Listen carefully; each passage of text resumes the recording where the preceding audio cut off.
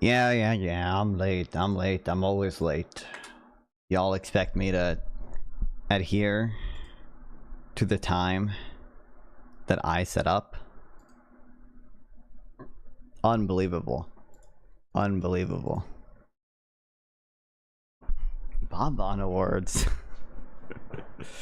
It's true. Time is a white supremacist concept. This is true. This is true. We'll give people, I'm probably late enough already, okay, but we'll give people, what's up, yes, however long it takes me to play pick 5 to get here. Seed oils. The US has we gotta be making the seed oils, right? Oh, goddamn, apparently not. So excited for the Nonfon Awards. I'm glad. Let me make sure I inform people on my server of the Nonfon Awards as well. Yo, Gibbs, thanks for the sub. I appreciate it. Let's go. Let's go. Woo. Yeah, why was there was no sound for me? I don't know if you guys heard it, and that's weird. I appreciate it. Hell fucking yeah. I hope Toy Chico wins baddest B. Dude, I should have said I should have had baddest bitch category. Admiral Gibbs may well be your biggest fan. Who knows? Maybe that's what he was nominated for. Who knows? Bro, China's gotta be making seed oils then, right? Oh my god, I literally don't know who would make Argentina. They gotta be okay, Argentina makes some. Okay, number 5, I'll take that. Huge, man, huge. Clearly.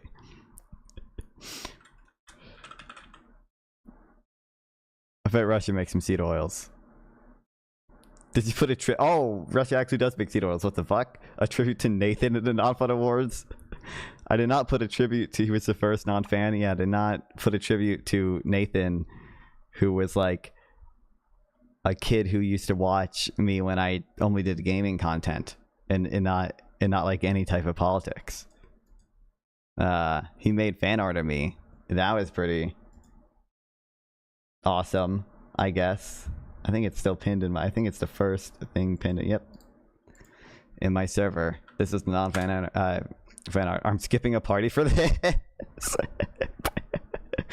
Pay easy money. Nathan is now Econ undergrad. You see Chicago type flights. I'm pretty sure he's probably 16 years old or under still. Oh man. Bro, I don't know who makes seed oil.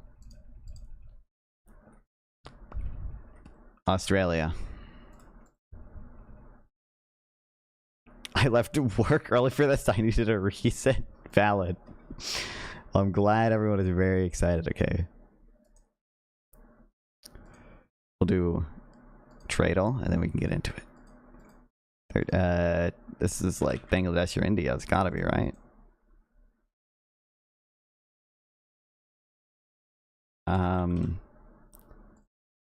It might be using India's capital, I guess.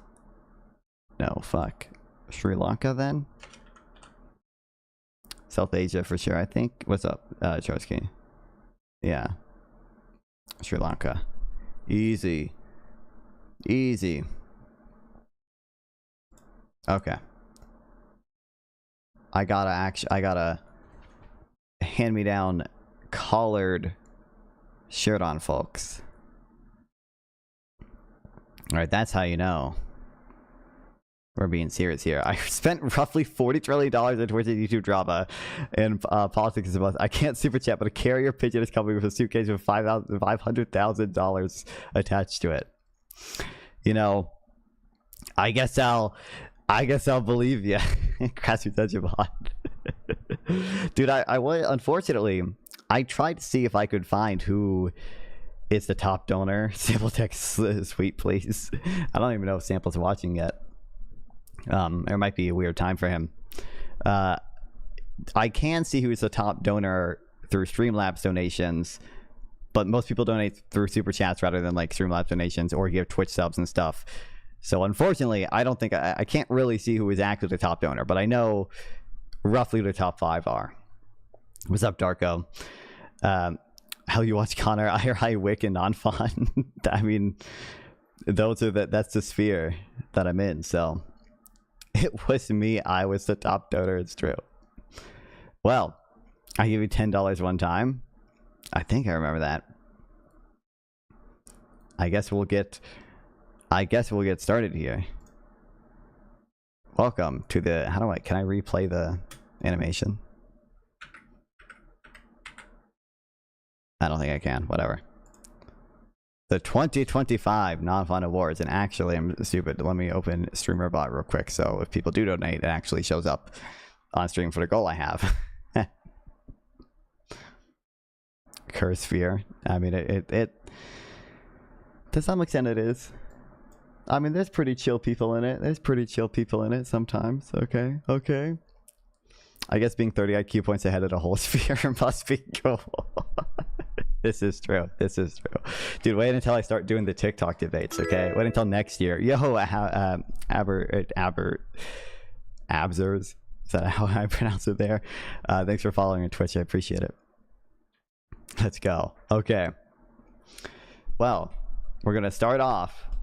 It goes roughly from the least voted category, or the categories with the fewest responses. What's up, Tezco Johnson? To the categories with the most responses, roughly. Avers. Okay, thanks. I appreciate you dressing up for me. It was only for I had you specifically in mind, Tezco Johnson. I didn't think you were capable of going live 3 days in a row. They said it couldn't be done. Rhymeley. True. We're going to start with our nominees for Best Chatter. They are both here right now, which makes sense. Bishop Madborn, can you put Subway Surfers? Yeah, hold on. There we go. There's Subway Surfers for you. Oh, what's up, Jack? Thanks for the award, Nonfon. No need to announce it. I know I won. I want to thank my mom, my dad, and best friend, Valid Base. This is true. So, we have, of course, Easy Money from YouTube chat, okay? Always in YouTube chat. Always asking me to go live in a Discord server. And we have, you know, the staple of Twitch chat, who's also here right now. Cope, then okay. All right. They fought a fierce battle. Kind of. This did have, I'm still working on my speech. This did have the least response, number of responses, guys, so maybe not that fierce. Oh, Ian Hartman. Oh, man. But the winner of the Best Chatter, as determined by the 30 Nonfon fans that voted, it goes to Copeland OK, and it was not particularly close. He's swept 73% of the vote, almost 74. I voted for Copeland OK because we talked once. I think I don't remember. Valid. Rigged. There's gonna be a lot of allegations of rigging. I call rigged nominees. Do you think you deserve it, Ian Hartman? Cope is here more than me. Respect. I just chose who I thought were the Stop the Steal, who were the most active Twitch chatters and most active YouTube chatters. I demand a hand recount. Dude, Localist, respectfully, you fell off. You fell off in a sense that you don't recount. So it's just not, there's nothing. This is the first one. This is literally the first one. Stop. The count has been stopped. It has been stopped. What's up, Chippergo? SMH.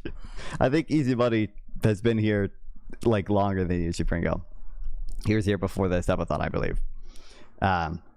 If YouTube and Twitch gave me statistics, I could base it more scientifically. But of the nominees, okay, maybe you want to claim selection bias. Cope Little K swept. So congratulations, Cope Little K. You know, if you go to like one of the oldest videos on my channel, like it's me arguing with Cope Little K in chat. He hates you all IRL. This is true. Even with being constantly censored, I'm still among the top ranked chatters. That's definitely just not true, Ian. But okay. He talks some mad shit about y'all. It's just not true. This is not true. Anyway. Next. The best debate. The best debate all year. Thank you, Nonfon. Biggest award I've ever received. I think you got the same award last year. You definitely got a award last year. I get that, like teacher unions prefer seniority to substance. This is true. Hey, Easy money comes to the K-Boat chat a lot. I'm going to win it next year. I believe in Tessica Johnson. So first up, we have the tariff debate with me and Econoboy versus Pentuple and Aberbaby. Hosted by Gibbs, of course. It was like at the very beginning of the year. It's hard to even believe that was like this year. Especially because Econoboy. Retire in peace. Retire in peace. But what a fun time. It was not, I think it was the first time I teamed up with Econoboy. That was fun. And it led to some bad blood there between me and Pentuple. But regardless, may he rip Nikon, but not forgotten indeed. Next up, we have the socialism debate against Hunter. It was like a 4-hour-long debate. Hunter was very intelligent. There was a very good faith, very respectful debate. And that's why I think we all know it didn't win.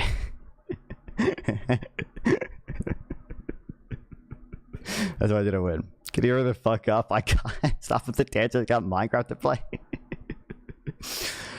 Okay, I could hurry up, I guess, then. Goddamn. Next up, of course, the Shrimp Welfare Project debate. Of course, that fucking classic, bro.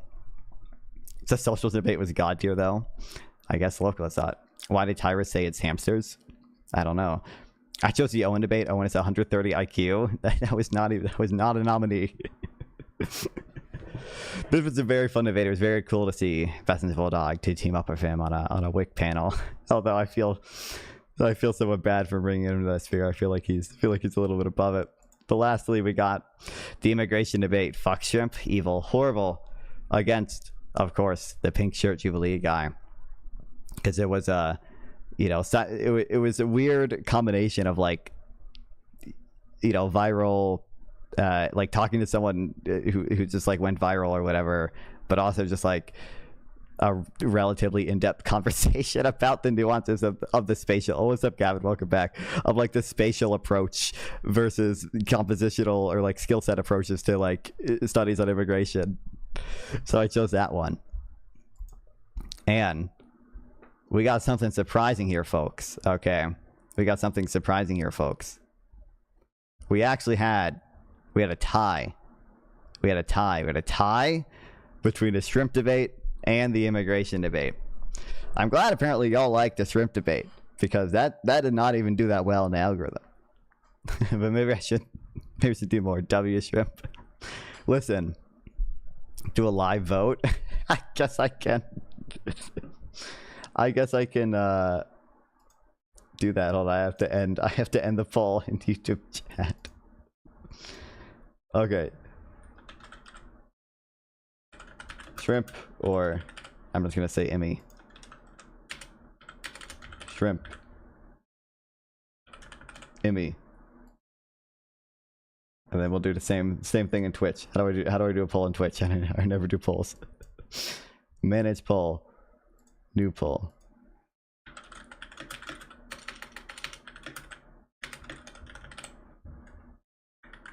Shrimp. B. Okay, I'll give you not that long. My favorite part of the shrimp debate was the hypothetical evil ass dog torture planet. That was kind of wild. I'm sure next time me and Ryan talk, I think it's going to be about utilitarianism or whatever, so we might talk more about the animal stuff. Shrimp debate was mad boring. You don't get it, Ness. You don't get it, Ness. You don't get it. Also, it's not rigged, and none of this stuff is rigged. There was actually, you can see, not only was there a tie between the two most voted options, there was between the two lesser ones too. So right now in YouTube chat, we have 83% of people voting for the shrimp. In Twitch chat, it's 50-50. There's only 2 votes in Twitch chat. You guys are sleeping in Twitch chat. Yes, and I will say, I think if I had to give it to one, I probably would give it to the shrimp one. I feel like I had more fun in that one. Yo, thank you for the $20. I can't gift member hips, but I can do this like 67 times, and you can make 98% of your chat mods. That's what Connor did, lol. I am getting to the mod list has been expanding. Okay, there's a number of loyal viewers that are mods now. So Well, I think I'm gonna, we have 5 votes for immigration in the Twitch chat now. Only 1 for shrimp. But in YouTube chat, we have, doesn't tell me the number of votes. We have 8 votes in total, 88% for shrimp, 12% of immigration. This is not very helpful. This is not very helpful. Taki said cool story. Listen, I think my vote should count for, yo, thanks for the gifted membership. Chipping guy, appreciate it. Yo, my left nut got it. Incredible. Incredible.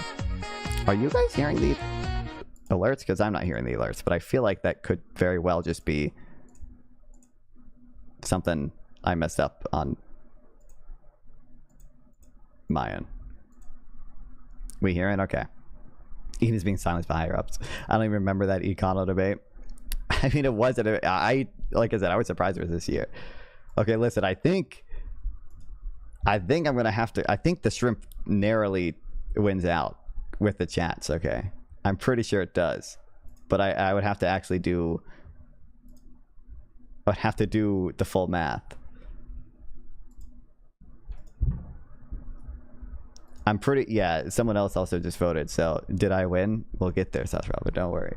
Well, rigged, only do Twitch chat vote. Apparently Twitch chat really liked immigration one. I don't know what that was about.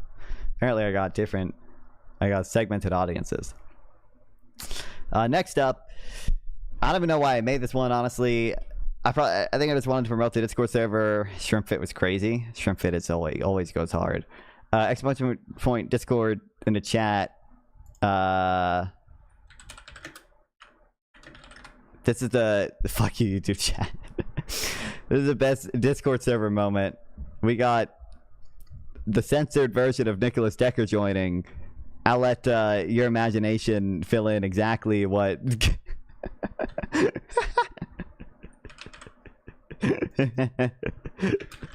Yo. At a certain point, Connor has so many mods it's like getting pulled over for not wearing a seatbelt by an AC 130 and 160 people jump out of the back of it. But regardless.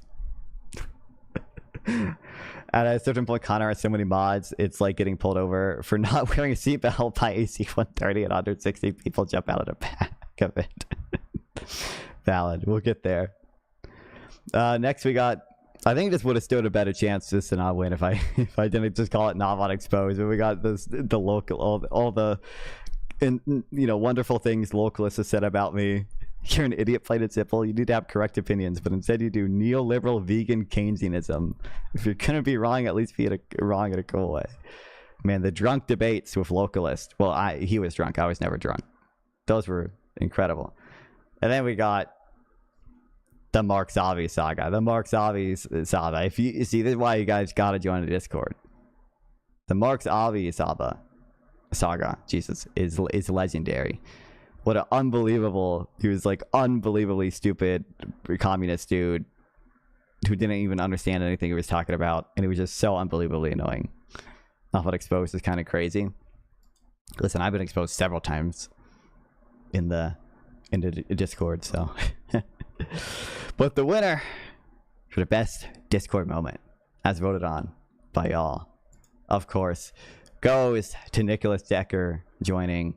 And once again, I'll let you fill in the gaps. Mark's obvious the best name. Dude, he had so many accounts too because I had to ban him like 5 times. This got over a majority. It's got 56%. To bestiality enjoyer wins. Dude, this is one of only 2 messages he sent in the server too. This is literally one of two. If you guys don't know who Nicholas Decker is on the top of your head, because I'm assuming some of y'all don't actually.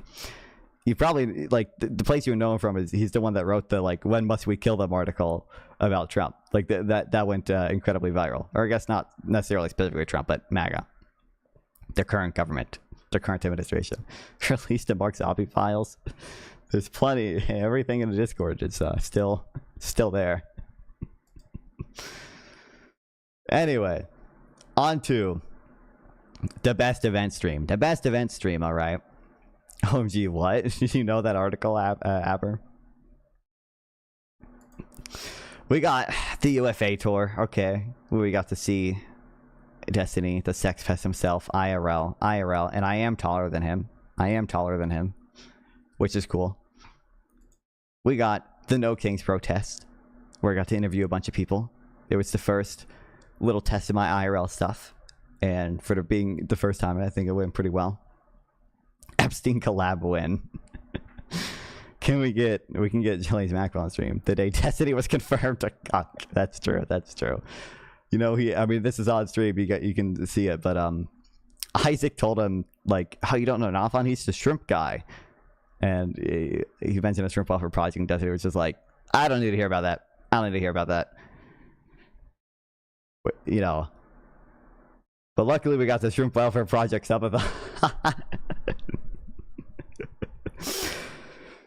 which was an unbelievably, well, a lot of it was fun. You know, gets a little hard streaming for 115 hours straight at some point, but a lot of cool people got to talk to in that. What is he going to find? Destiny knows I'm Hot Tubs. Well, I bet he forgot that I'm Hot Tubs ADHD, but I have confessed to Destiny that I was Hot Tubs ADHD. And the winner for the best event stream this year, it's of course a shrimp stream. It's of course a shrimp welfare subathon. It's of course it wasn't fucking close. It wasn't close. It wasn't close. 69.6%. Hell fucking yeah. Was not even close. It was good content, and we saved like 8-ish million shrimp by doing it. Next year, I think I want to do it again. I might do it for like farm kind, and I'm gonna work on maybe setting up. I have some stuff in the works. Okay, I'm gonna work on maybe setting up something like with farm kind to have like a website built in for me, like they do for the shrimp bloggers who are donating right now.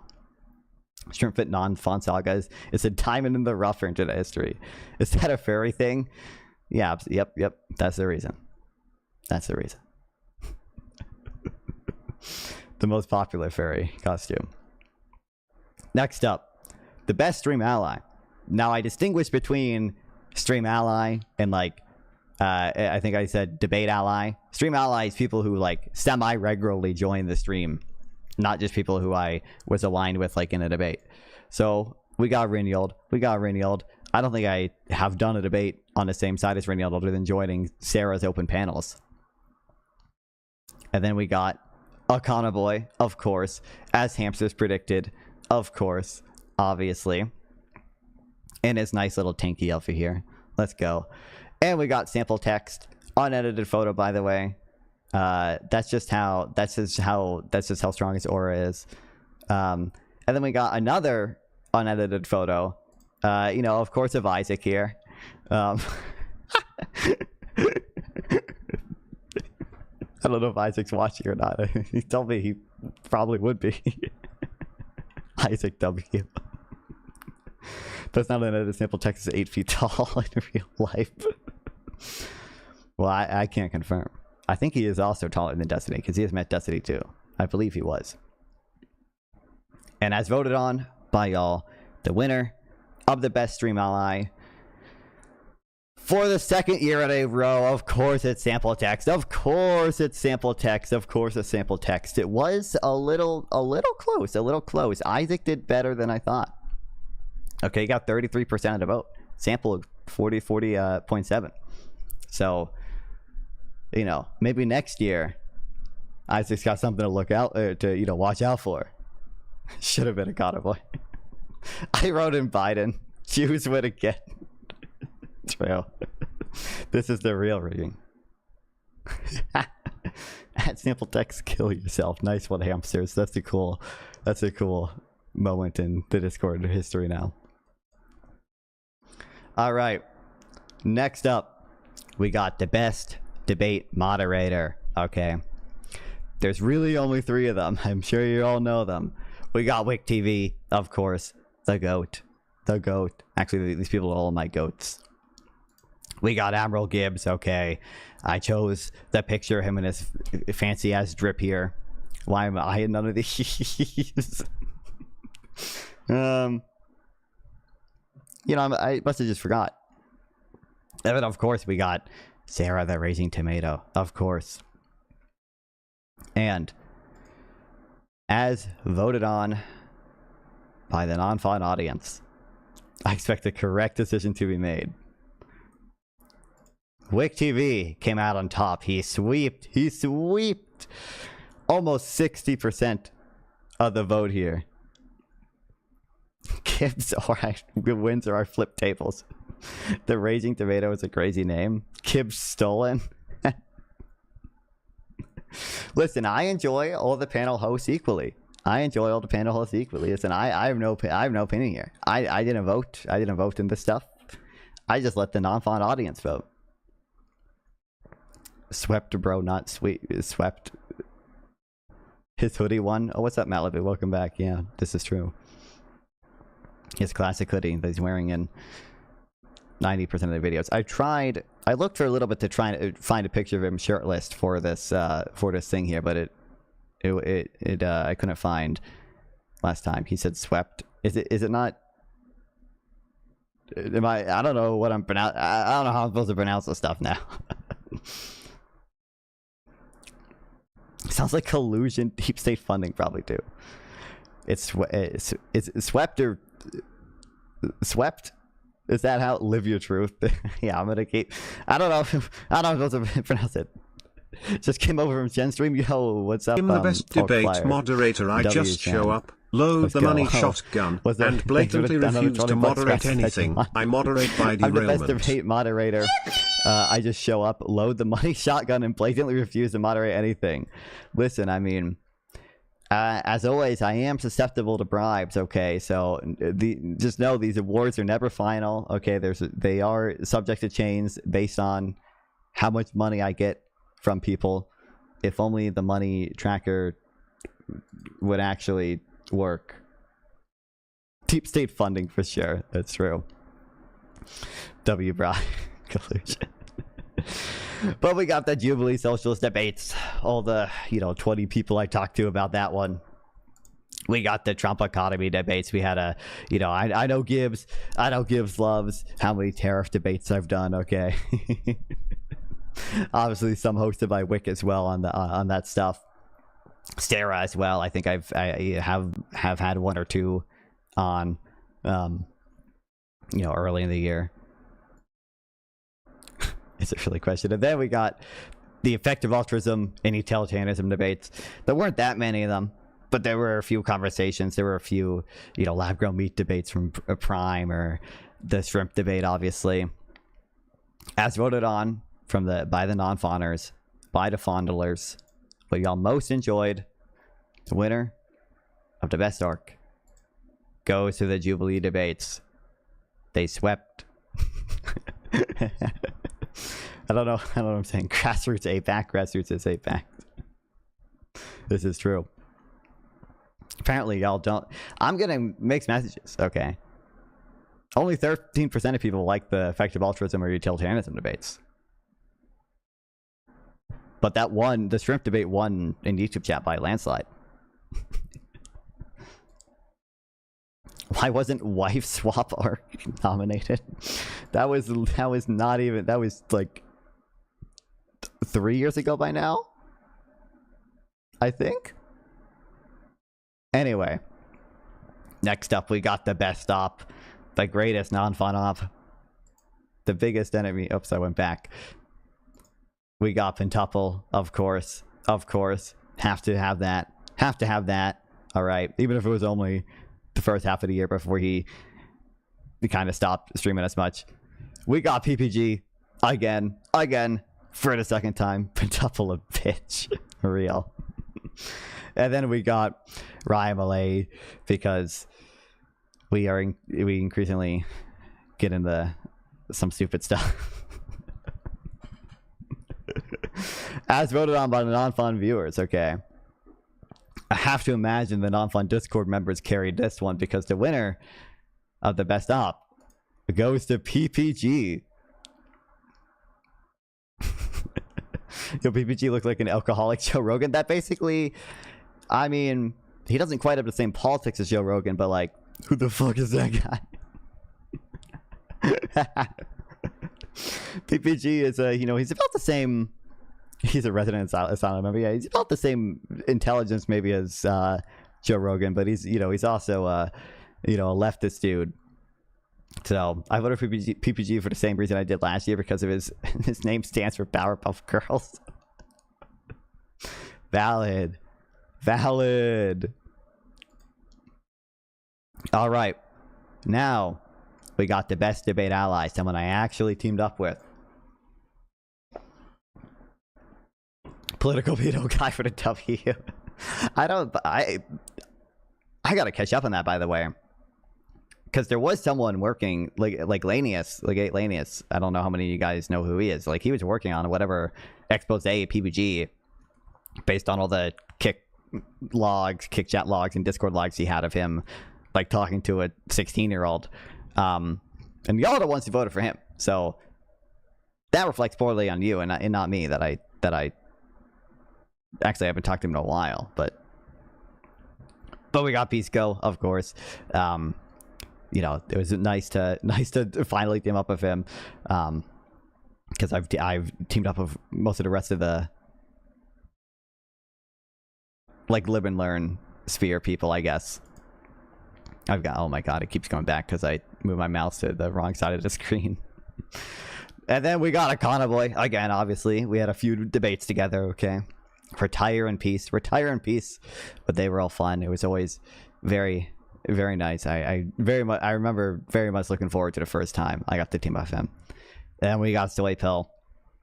We had a few, you know, it's crazy how much Soy Pill grew. The girls are fighting.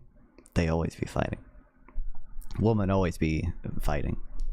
Because, like, me and Soy Pill, like, he still only had like under 20k subs whenever I did like all my debates with him.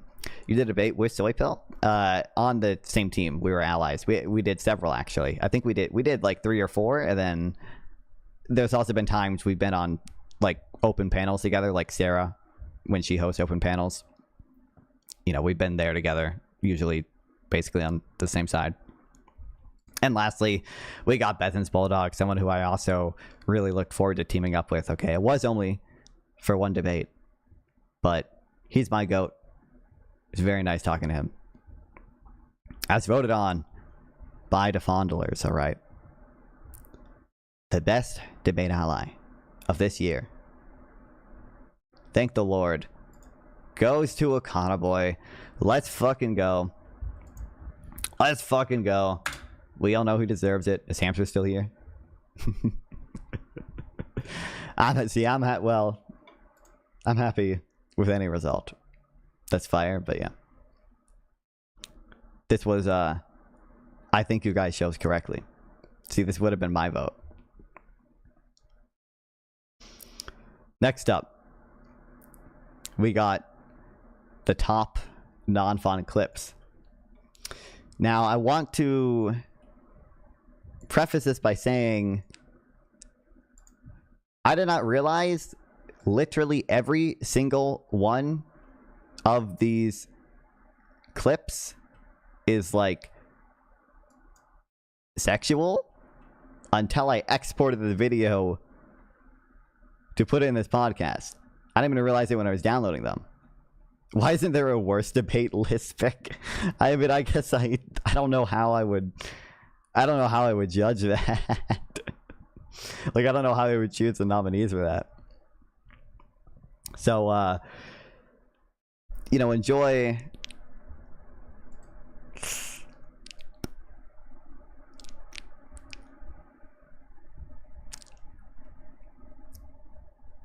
Enjoy this.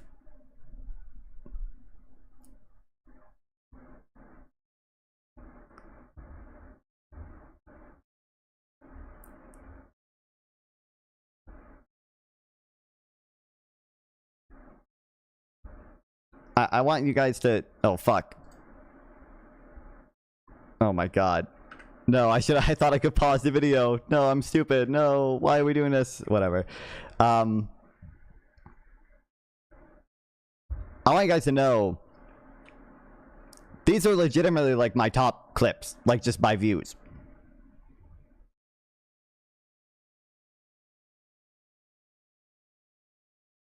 Yeah, I remember that. Tesco Johnson, he turned them off.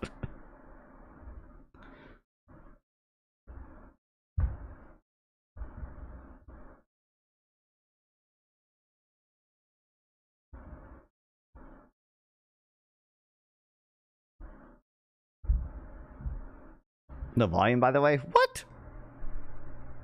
Can't hit a vid dog? Are you kidding me? You guys didn't tell me earlier? Damn you.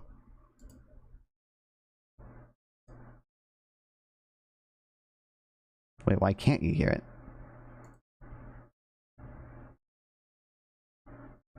Or the clip is muted? Well, I can hear it. So it's a little weird to me why you can't.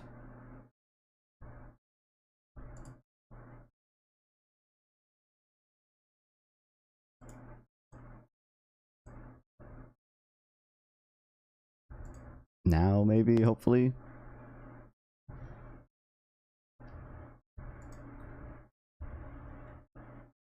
Why the fuck can't you hear it?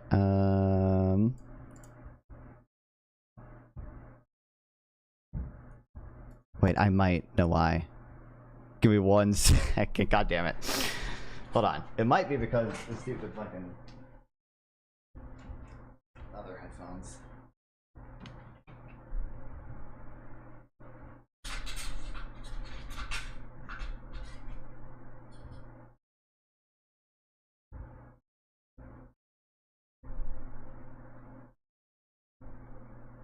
Okay, I'm maybe like 30% confident that was the problem. God damn it. Why? I literally don't. What the hell? I could stream better than this guy. Yeah, I've never had that. Like, this type of fucking audio problem before. I don't know what's going on here.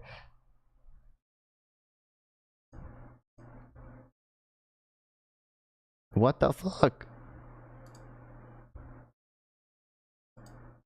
I guess I can do this and hope you can hear it through that. Hold on.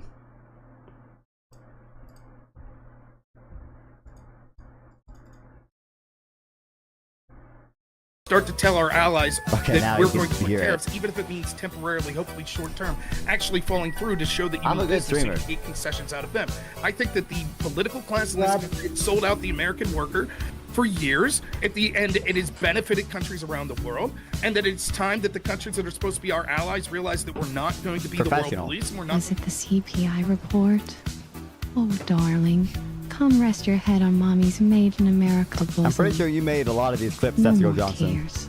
Mommy's here to explain everything. Play some Fortnite, bro. I'm not playing Fortnite. We'll take total expenditures and subtract the sum that comes from consumption of imports, investments that were imported, and I'm not playing government Fortnite unless that bad bitch wants me to play Fortnite. And that's actually a number that's really that bad bitch? We see everything coming into our port. I don't even play Fortnite. That's the worst offer ever. Hold on, I just wanted the final warning in the chat. Okay, do not buy Labs OnlyFans. Shit sucks. There's like, it's not worth it. Oh, can someone tweet this out as a clip? And then buy it for me. What's up, Sam? Anyone, I'm just saying, if anyone has a problem with hold on, yeah, clip this and mention Lab. Okay, her OnlyFans is a fucking scam. First, you're paying for the privilege to have the option to pay for her fucking sex tape. Okay, fuck that shit. Some math stuff from school. What was that? What was that math? It was just compounding interest. What do you mean? But so in school they give you an interest in pounding cum? What the fuck? That's gross. Compounding interest? What the hell? That's gross. Yuck. What did they teach in North Carolina? I just wanna be clear. That reflects poorly on y'all, okay? You're the ones that watch that and clip those stuff, okay? That wasn't. I didn't clip that. I didn't clip that stuff. Not my fault. Those were the top clips. That's all you guys. That's all your fault. I didn't do that shit. That wasn't me. Anyway, these are not awards per se, but there's a lot of people. Okay, I gotta shout. See, here's the issue: is now there's just too many goats that I know to get an award for all of them. So the fucking real ones, bro. Most of y'all here right now. The mods, all my mods, okay. Sauce Rama, Easy Money, Vegan, Darko, Kyle, Tron. I don't know if Tron's here right now, but a lot of them help out behind the scenes or clean up my YouTube chat or Kick chat. It's very, very nice of them. Nice. Of course, Easy Money. I thank you for your consistent service. I don't know any of these mods except Vegan. Yay for mods. This is true. And Cope. I don't even have Cope nominated as a mod because you gotta. Is Cope even? I actually don't even know all my mods because I have made a lot of people mod. Is Cope even? I don't actually even know if he's a mod. Why am I not listed? Protect and serve. Base Sauce Rama. I'm gonna be honest, Zach. If I look at your chat history, I'm gonna see like 10 chats. Mods rebel. Take your power, but I'm the one with the power. I'm still king here. Fuck Kyle. True. And of course, all the loyal chatters. This is by no means an extensive list. Okay, by no means. But these are just the people top of my mind that came off. Oh shit! Honorable mention. These are more than honorable mentions. These are heartfelt thank yous. Okay, Dylan Thomas. Actually, some of these people aren't here right now. Frosh, Metro, Grand Design Enjoyer in Malibu County. I'm still like 50% sure Grand Design Enjoyer and Malibu County are the same person. I'm pretty sure that's true. I don't know though, so I just wrote both of them. Testicle Johnson, of course. We need an award for your friend Adam. What the fuck would I give him? I don't know what showed as on stream award. Like I don't actually, that would go to Xena. I wouldn't even go to Adam. Adam wouldn't even win that one, bro. Showed male ass on stream. Okay, that one would go to Adam. Showed a cheeks award. Yeah, like, but Xena did that, bro. And she did it. She was like twerking that shit, going hard. And we got all my quote-unquote orbiters. Okay, sample text, of course, and Sam and Tyra's hamsters. Isaac to some extent. Isaac's still on there. He barely cuts it. Okay, barely. But a lot of people who help me with Econ stuff behind the scene or join and explain shit or just join and provide content and chat. I do very much appreciate it. It is nice to have that. All those people, Isaac is the only one you've shared a bed with. I have not shared a bed with Isaac. I have shared a hotel room with 2 beds with Isaac. I'm glad you like it, Sam. Sam, you would actually, PK Jihad delayed. Listen, you would like my my last video. Hold on, DMs from Isaac here. Kill yourself. I don't barely cut it. Bitch, I went to Virginia with me. With you. You could have touched me. Guess that's true. Not my cake confirmed. Inaccurate. But Sam, last night, and I have the video edited. I gotta upload it, or it's like scheduled to be to premiere. I was talking about Dodge's money and shit because during the Destiny Dinesh debate, they were talking about fractional reserve banking a lot, and it made me want to actually kill myself. They're both so stupid on that topic. Oh my god. And then all the creators I collabed with and/or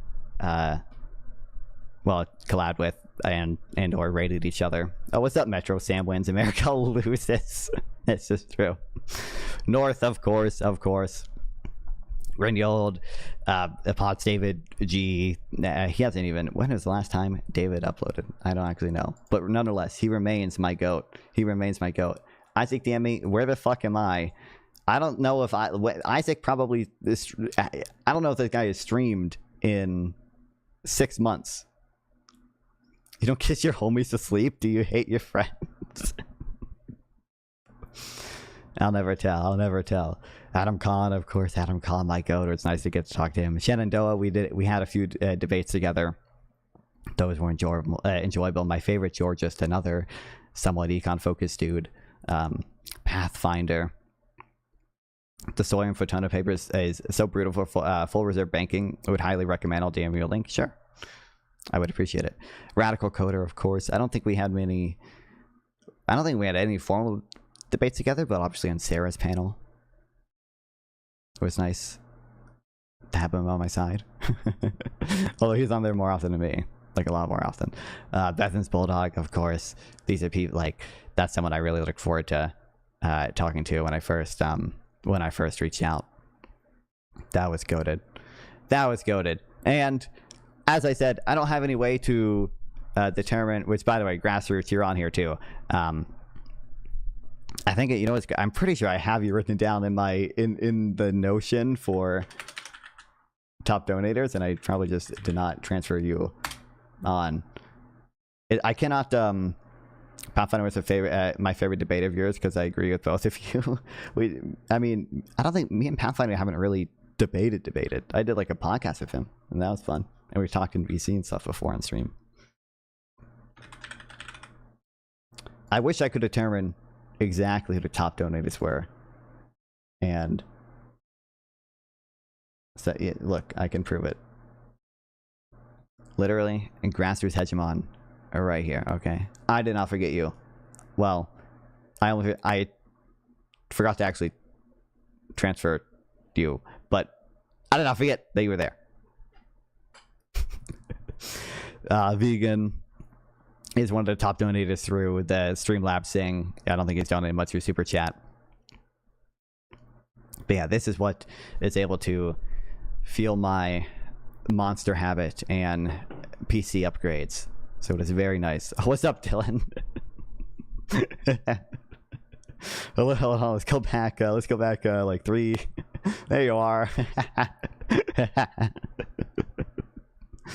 Welcome in. I should have an award for like best emoji, but you guys don't actually use. I don't blame y'all. You guys don't actually use emojis enough, though.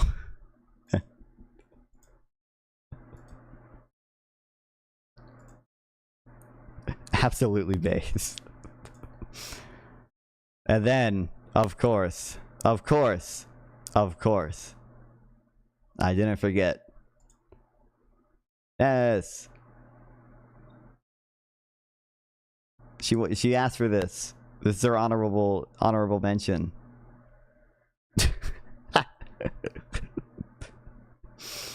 Debate was a bad phrase, but yeah, I like the discussion. Me and Shafingo had a familiar discussion. I talked like that too, base. Where's the top localist award? Like I said, localist fell off, bro. Localist fell off. Thanks for using the emojis, Aber. Localist has not been chatting as much this year. Low-key true. Few. Localist is a very busy man. I don't know how true that is. I'm not sure how true that is.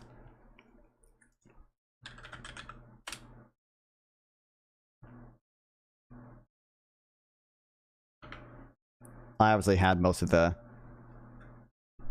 graphs on the thing, but 30 total responses, but many of them, I don't think any of them actually hit 30 responses. I think the highest is the best debate and best stream ally. I had to create a shrimp cat emoji as the winner. Well, I guess de facto. If someone has to create it, it has to be. He runs at least 3 businesses. It's not true. Not true. He has stated to me that he wants to make his own fucking housing company because apparently he thinks he can do it so much more efficiently with all the local shit. I don't think that's true.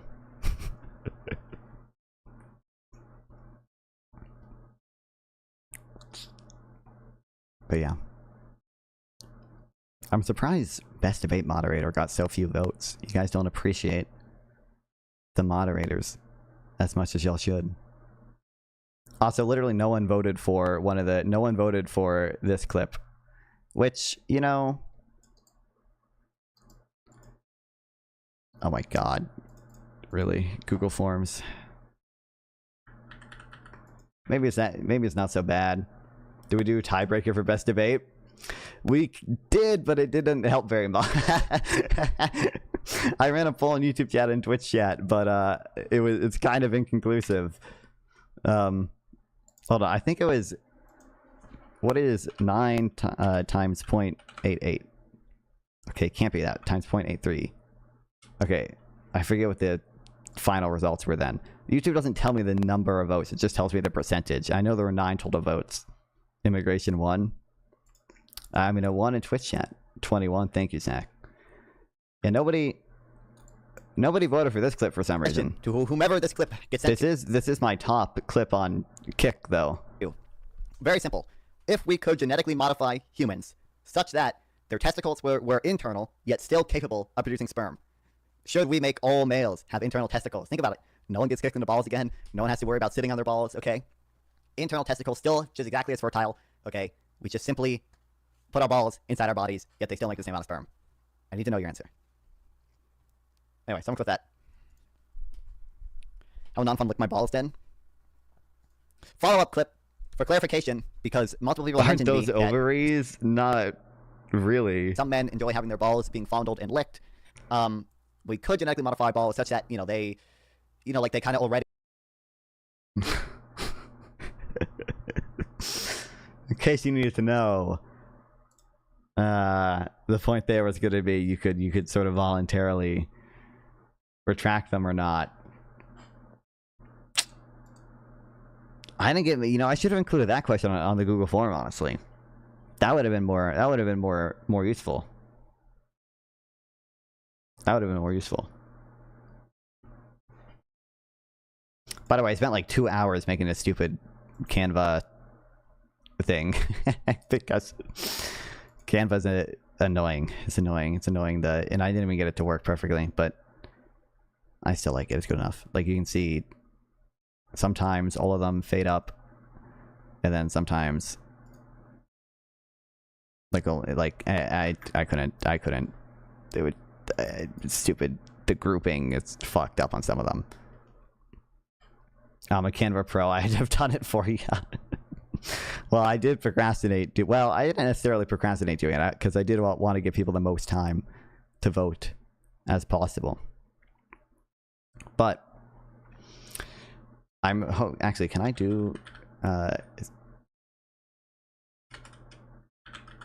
they still have this thing up? A for effort. I give it a B+ regardless. To give you some hints at next year, folks, I think ideally we will be doing more event-ish streams. For one, I think I'll probably get something set up with FarmKind, which, by the way, see, the really cool thing is that the more y'all like and sub and donate and join the Discord and share and watch the VODs, the more I get to do cool stuff. I think I'll probably do something like some shrimp subathon thing, and I'm hoping I can get some type of like integration. The FarmKind people were open to it, but I also I don't think they know. I think they think I'm bigger than I am. So I don't know. But I'm hoping they'll at least integrate it to Tiltify. Well, I about FarmKind's a US charity, so it's not as annoying as a shrimp welfare project to do certain things, like donate to them. What's really cool is if you pay me, I'll get richer. That is true. This is true. That is a cool future of the world. And I also got, actually I got this a little bit ago, but it's cold, so I just haven't done it yet. About 200 shrimp in my office that need support. They're hungry as hell. We need the, well, I mean, realistically, it probably costs more for you to buy food for your 200 shrimp than it would cost to, save thousands of shrimp via the shrimp welfare project. So I think shrimp welfare project still comes out on top there.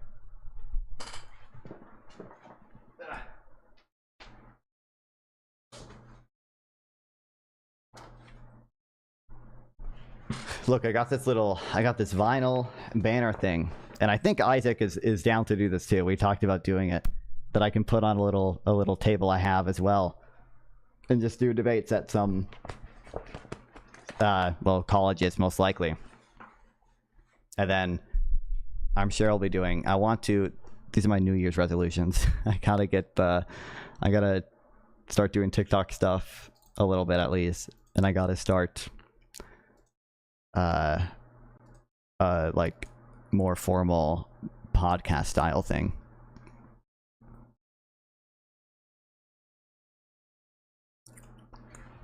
Anyway, I gotta put this up.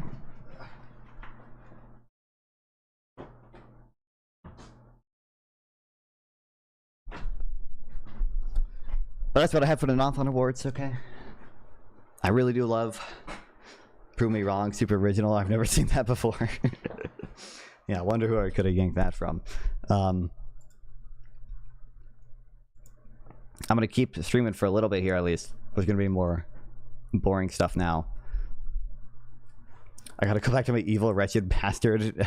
But show and good night, y'all. Well, I appreciate you stopping by and donating, Grassroots Hegemon. You know, I think I probably said something close to this last year, but like, you know, I have been like streaming like since I was like, you know, 6 fucking years old. So like, it is really cool to me that I'm able to, you know, do stuff like this and actually get people who watch me now, and I'm able to raise money for charity if I want to do that, and host cool subathons and make enough money to buy to fuel my caffeine addiction. Of course, that's really what it's all for. It's the caffeine addiction.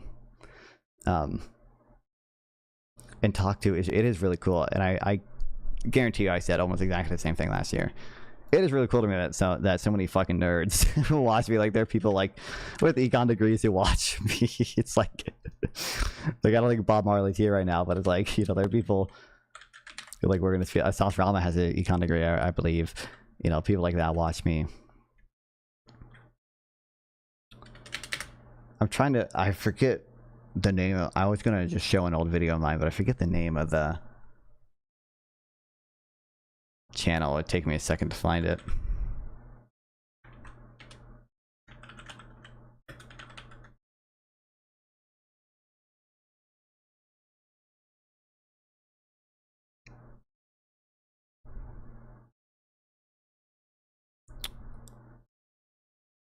Well, I have this. Oh no, actually I think it's on this channel. For reals, congrats on your success this year. Best wishes and all of your success in the new year. Well, I appreciate it. Abzers. I already forget to do what's great. I'm pretty sure, like, I'm sure I pronounced it correctly before when you were just on Gibbs's panel and stuff, but I'm also tired, by the way. I haven't been to bed since I last ended stream. Look, here's a young little Nonfon. Like 7 years ago doing this shit. I think I might have stuff a little bit older than this even. Oh, we can build. And by the way, the other person that you can barely hear, that's Piglord17, baby. There. I can't. I don't have anything. Oh, the safe zone is shrinking or something. For real? I'm out of building materials. Man, why'd I stop making content like this? What do you mean similar structure exists?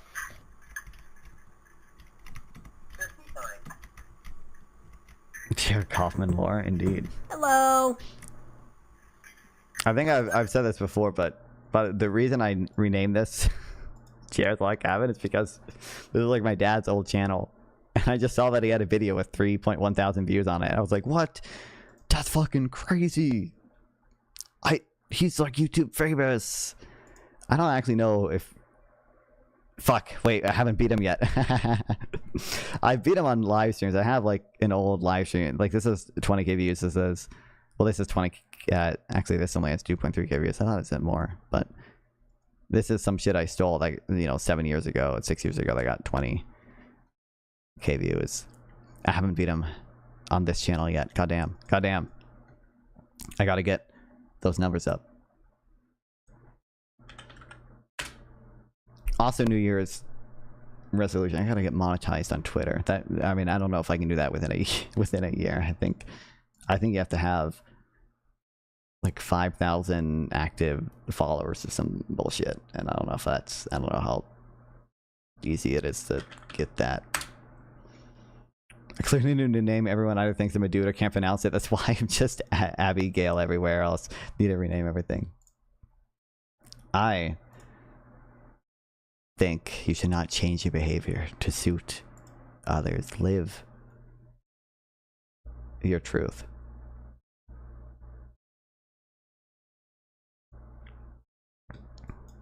Okay, I am tired, so we're probably gonna do like only gonna do like 2 little like meme things.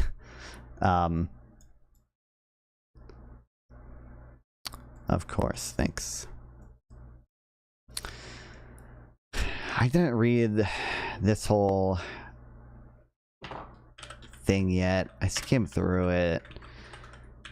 This seems a little wild to me, and it's written by the like this girl is like an actual economist. I believe she has a degree in economics, and she's like a podcaster, smartest person. Read this. Everyone wants to know what Gen Z Republicans think. Let me ask them. I don't know if I care to read this right now. I share the concern that many Gen Z Republicans are like Groyper adjacent. Is that? I'm assuming this is essentially what this is going to be.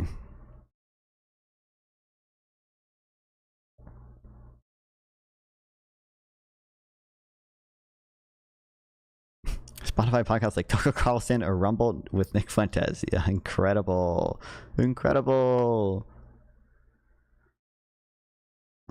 at least to some people. Okay, at least a woman still get it from TikTok.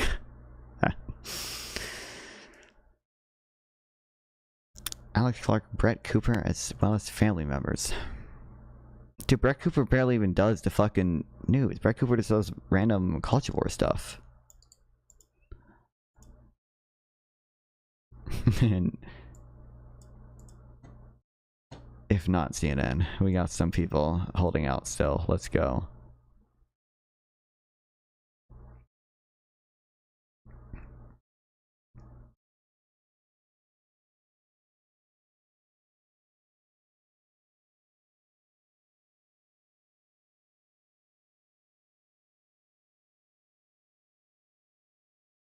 I used to agree a lot with Matt Walsh. I think he's very aggressive, pretty close. I think he's very aggressive with left wing, and I do think showing hostility to people on the other side is the wrong thing to do. I think it's perpetuating political tribalism. So I used to agree with a lot of points, but not his delivery. Charlie Kirk. I like the core values he held and put forward, putting God first about everything. Oh boy. Charlie Kirk. Charlie Kirk. RFK. And Joe Rogan. Tucker Carlson. A mix between Ben Shapiro and Jordan Peterson. I like Ben Shapiro because of how he uses debate tactics. He's very intelligent. That is not a good reason to like Ben Shapiro. Brett Cooper is for sure socially focused. Yeah, I mean, maybe she's done more stuff, but my understanding Brett Cooper is like, she doesn't do much new shit. A lot of it's I don't know, a lot of it's drama stuff. Oh my god, did she do this bullshit? She didn't read the Matt Brunig article.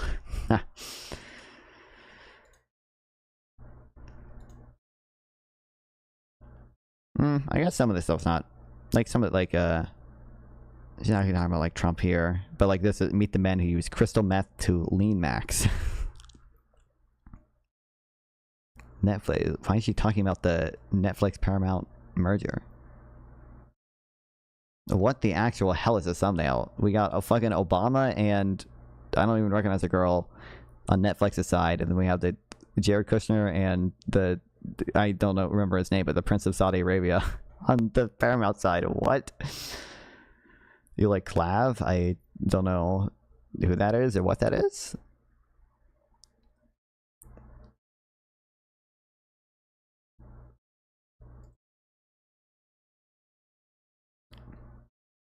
Benny Johnson, Michael Knowles.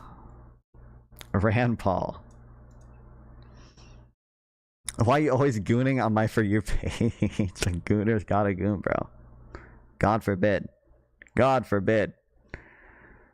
A white boy do a little gooning.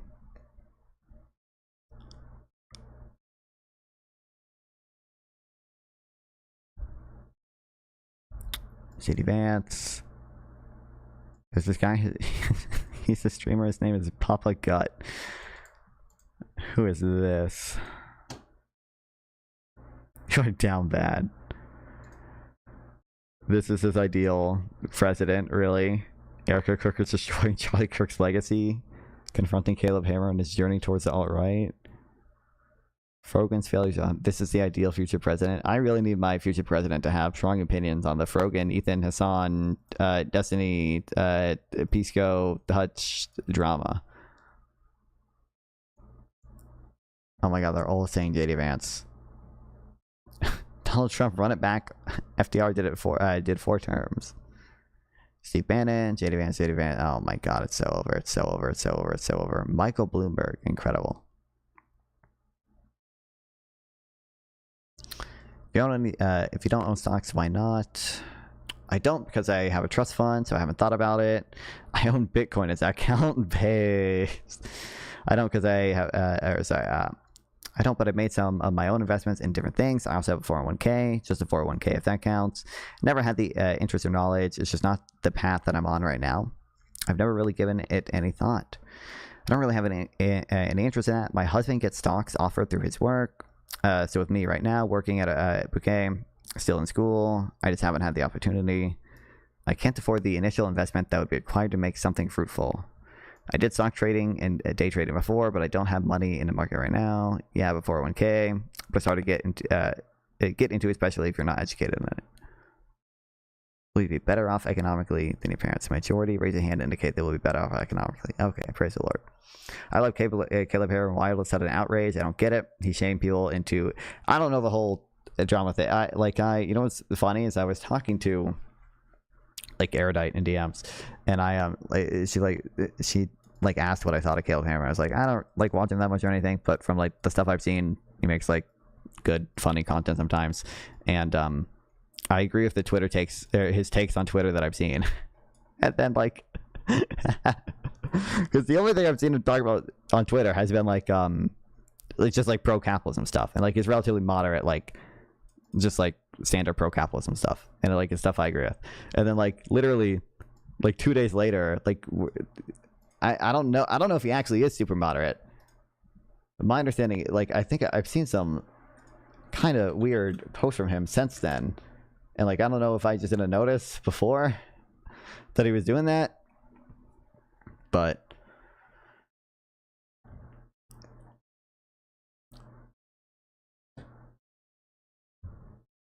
it was weird. I should retract my statement. But I don't know the full. I don't know why everyone got super pissed at him at this moment. I don't know what the initial spark was there.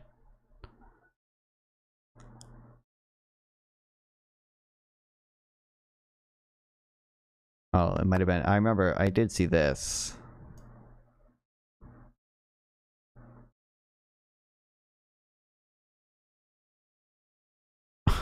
This shit was fucking funny though.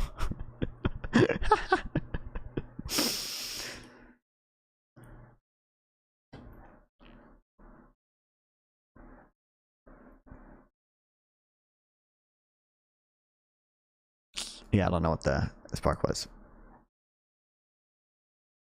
But anyway, I want to read through this at least.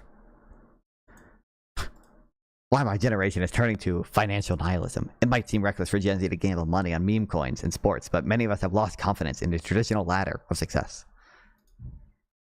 Kill me. Millennials and Gen Z are accused. Hold on, I should. I don't have like my notes properly sorted on this, so this is actually probably the like debate, little bit of debate prep I did for that conversation is probably going to be best for this, honestly. are accused of treating finance like a game. They trade options, buy meme coins, play prediction markets, and bet on sports as if the entire economy were a casino. The criticism usually ends there with a finger wag and head shake. Baby boomers and members of Gen X say this is reckless, solid proof that social media has gamified money, but this misunderstands the mindset of today's young people. What seems like recklessness to parents and grandparents is actually a worrisome form of economic adaptation. It's known as financial nihilism, a term coined by podcaster Dmitry Kofinas several years ago, and it describes the sense that the economic system no longer rewards prudence or long-term planning. To many people, this lack of trust doesn't make sense. Doesn't every generation have a financial struggle? Of course, each adapts to the pressure of its moment. Post-war America responded to the instability of the Depression and the war of building a world that promised stability, suburbia, deindustrializing America. How are we doing so many of these memes, bro? Answer the collapse of union jobs by elevating the college degree. Every era produces its own response, shaped by the opportunities and constraints of its time. But a post-war idea of upward mobility was always contingent on certain fundamentals: strong institutions, affordable education, accessible home ownership, and stable work. Now those conditions are breaking. For many young people, education has become a liability. Student loan debt totals 1.6 trillion as of 2024, up from, I think it is still up as a percent of GDP, and like as a percent of, it might be up as a percent of cash balances too, but like, I love citing nominal debt numbers. Yes, this is the most relevant thing ever. This is the most relevant thing ever. It's like the same thing, but it's not quite the same thing because, as I said, I bet it's,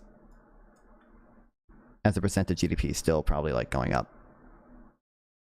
But like when people say like, oh, credit card debt is at 1 trillion or whatever, you're like, if you look at people's cash balances, well, it's like they're also up. So if we just look at like credit card debt as a percentage of cash balances, or as a percentage of GDP, or as a percentage of like the median person's wealth, like those are a little bit up since COVID, because we did a lot of stimulus during COVID and people paid down their debt, but like pretty stable. It's at like 6.2%. Like it's not at all concerning. Gen Z pays for everything with buy now, pay later services, then are like, where's all my money? It's being broken into 4 easy payments from buying things you can't afford, so you look cool on social media for half a minute. Yeah, I do think, so I don't know how provable this is one way or the other, but this is my theory. This is my theory, is that I think like online gambling and sports betting and buying meme coins is just like obviously a lot easier now today, and like Gen Z understands that type of stuff more than previous generations did. So obviously that explains part of why Gen Z appears to be riskier in that sense. Another big part of it is social media. People want to look cool on social media, and they're being fed ads, and they're being fed other people doing their things and looking cool doing it, and they feel some pressure to do it. And I think to some extent, like that type of behavior with social media and that type of risk taking with gambling and stuff has somewhat taken over the other types of risk taking behavior that youth used to do. Like there are some things, like I think people exaggerate, like with regard to like how much drinking has gone down, for example, with Gen Z. Like alcohol consumption appears to have gone down like a little bit with Gen Z, but not that much. But like, what's funny is that we were watching a podcast about the Great Depression yesterday, and Richard and Anani and Scott Semler were talking about how, like, you don't see young people, leaving home and staying out all day anymore. The parents won't let that happen. Even when I say young people, I mean like people under 18, right? Like boomers were able to do. Everyone's inside on social media, and that probably encourages, probably discourages the reckless behavior that many boomers did outside back then, but it encourages the reckless behavior we're seeing now. I'm sorry, there's drinking sounds completely falsified. My friends are complete alcoholics. Well, I think, like, I somewhat agree. So there are a bunch of like meme. I probably have some shit bookmarked on Twitter. There are a bunch of like meme graphs where people are like, oh my god, alcohol consumption has fallen a bajillion, quadrillion %. But I think it actually has probably fallen like a little bit, but it's not very much at all.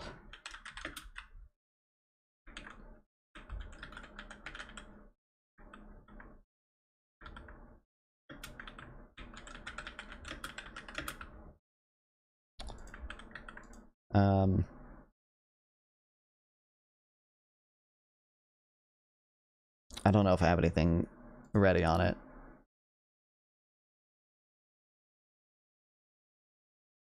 I'm pretty sure the Jeremy repeal dude. That's probably what I saw from it. I think he wrote a blog post about it. I remember seeing this.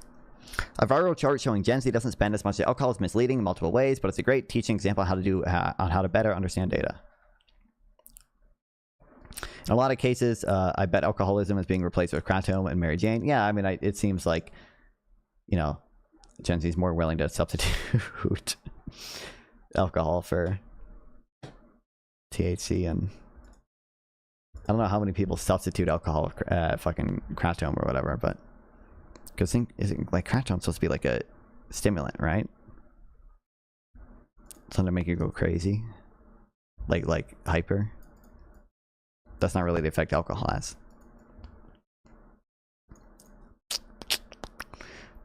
Chart originates from Statista. You can see from the label in the image, but it is very frequently shared on social media, Reddit, and elsewhere, often with the Statista label clip, occasionally generating millions of views and lots of heated comments, but it's a bad graph in so many ways. Let's break them down. The data comes from the BLS Consumer Expenditure Survey. I use this data frequently, as regular readers probably know. The data in the viral chart is from 2021. More on that in a moment. But if I create a similar chart in most recent data in 2023, but also include spending by those older than baby boomers, particularly silent generation, you will notice a curious thing.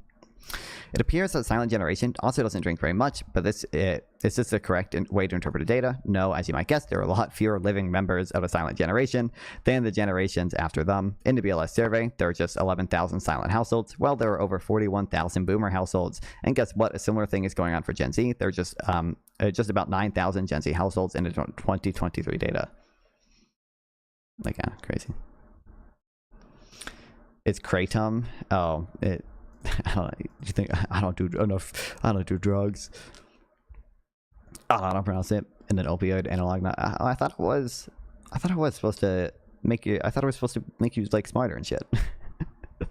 I thought that was the problem. Like I said, I don't know about this stuff. I thought like it was advertised as like a stimulant that was gonna make you smarter and study better and stuff. In super small normal doses, the stimulant, high doses, it replicates heroin. Okay. Affects the opioid receptors like pain meds. Okay, sure.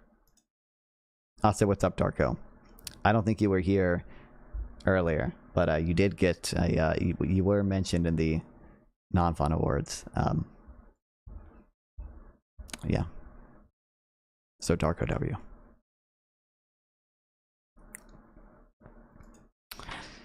Fred.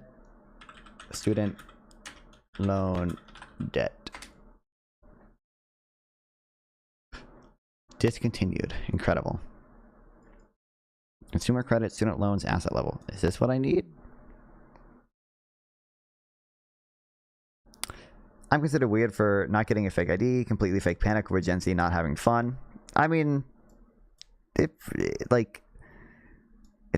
probably just depends on what circles you're in. Like, I'm not, like that doesn't happen to me, really. Or, like, at all. But maybe that's just, you know, I'm selected for people. Probably been the whole time I was in YouTube chat. Oh, yeah. Wait, did you type in YouTube chat? Did I just memory hold that?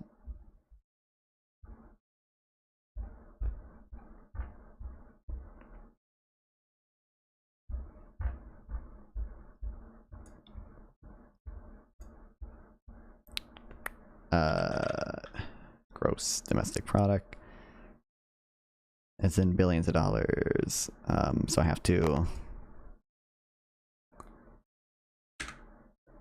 What, A over B? If B is GDP, do I have to do over 100 or over 1,000? don't know how to do that in Fred. I'm gonna see if someone has done this for me.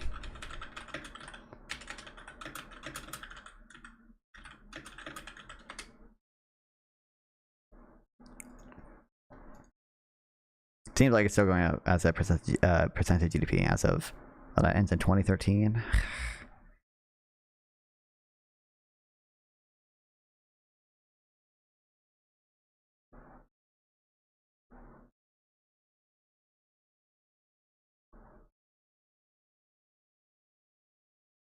But obviously, any debt that's nominal, okay, like in nominal terms, you should compare to the amount of cash people have on hand and stuff.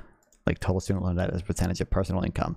And now, to be fair, I don't know, is this disaggregated by age or whatever? Because, you know, maybe all the boomers are just getting rich and Gen Z's still poor or whatever. But it, you know, so it's technically going down as a percentage of GDP. Like that could be the case with total debt. Like I know if you just look at total household debt as a percentage of GDP, that is going down. But obviously a lot of that is because, or I don't know how much of it is, but plausibly a decent amount of it is because boomers are paying off debt and retiring and stuff, even if Gen Z is getting more debt. Real wage growth has been modest for many years, effectively locking large cohorts into limited income gains. Even a college wage premium has slipped, falling from about 80% in 2001 to 75% in 2023.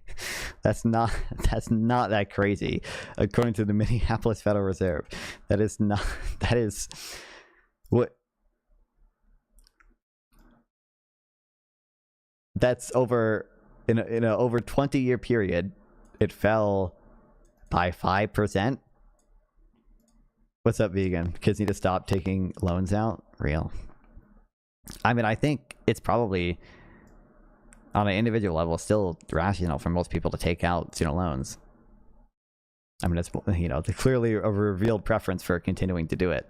But, like, this is 5% over 20 years? Really? Like, it's not that crazy to me. It's not that crazy. Tell parents to start putting money into a 529 account. Yeah, but then how are they going to afford all the nice boomer stuff? How are they going to afford to pay property tax on their home with 3 empty bedrooms in it after their kids move out? But yeah, sorry, I don't hate boomers that much. Okay, I'm on the boomer side in a generational war. Okay, I've made this clear.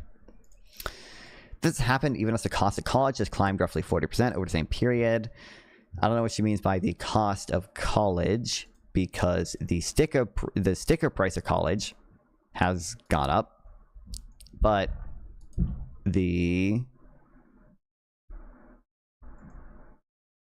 thought I had a thing here with it.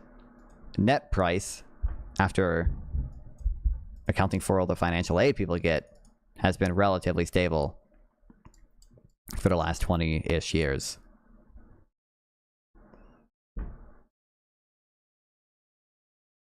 It's not exactly what I want. This is an opinion article. Have what I want. Not exactly.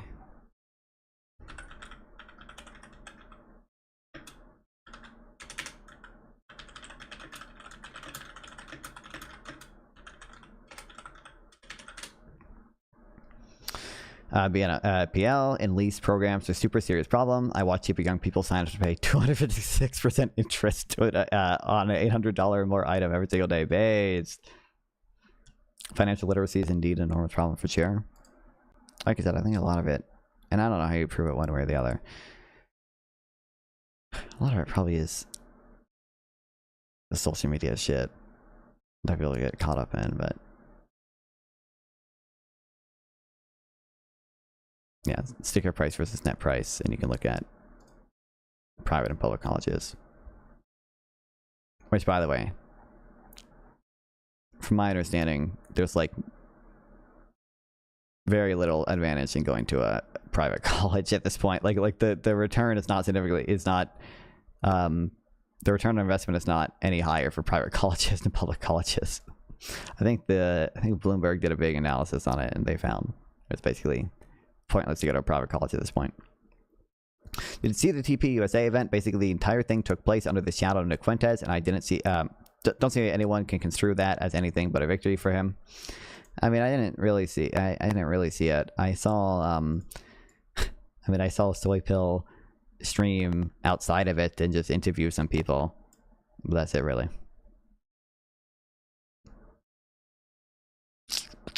I did watch earlier today. I watched the speech Ben Shapiro gave at Heritage, and I think that was a pretty okay speech. Again, it's a little. I mean, I obviously disagree with him about like certain things about immigration and certain things about you know, natural rights and stuff, but I think it's nice what he's doing. I think it's net benefit and everything still. It's just a little frustrating that I don't know, it does maybe I'm crazy. Maybe I'm crazy. It does just seem like his line is fucking Israel and not like any of the stuff Trump does. It's like only the Groypers, what they could do to Israel. It's like, bro. Although it's at BNPL, at least, and leases are outrageous interest rates. All they see is I only have to pay 85 today. They don't care. That's going to be pulled directly out of their account for the next year as a ACH, and they never care about the ending price. They just want what do I have to get today? Yeah, I mean, my understand. So most of the buy now pay later things, like, don't they they advertise to like 0 interest loans, right? As long as you don't like miss a payment, it's like, you know, you can split something into 4 payments and not pay any interest on it. But like, if you miss a fucking payment, you're just fucked. That's my understanding of it. Nope, that was my understanding of how like a firm works. They get most of their money from transaction costs from the companies that use them. A firm is one of the worst. Oh damn. Yeah, I don't know. I've never used buy now pay later shit, so.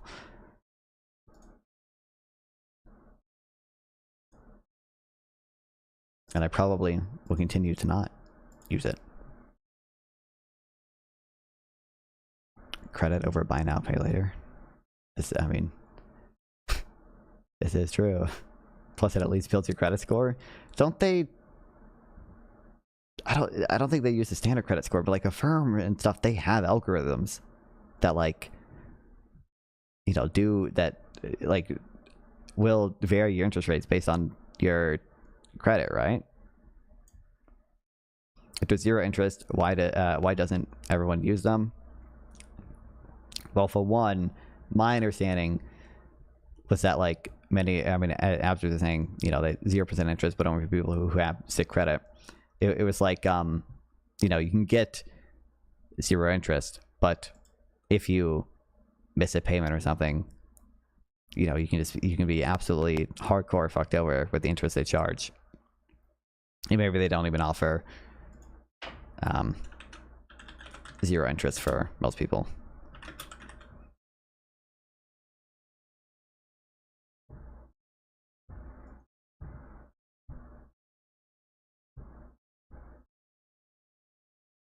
This is just a firm's fucking website, but 0 interest is only if you split it into like 3 payments. Most get 37% interest over 12 months. Okay. Who wrote this article? The one, which one? The one on the right about Gen Z? The one on the left about a firm? Because a firm wrote the firm article.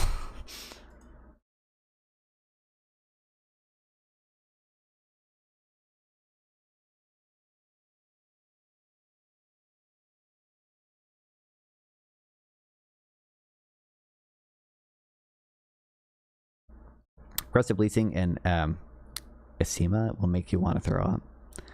Wall Street Journal. Kyla Scanlon or whoever.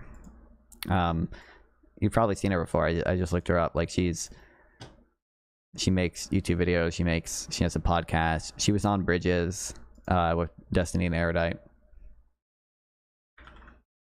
Oops. She wrote that in this economy book. I think she was the first person to use Vibe Session, or one of the first.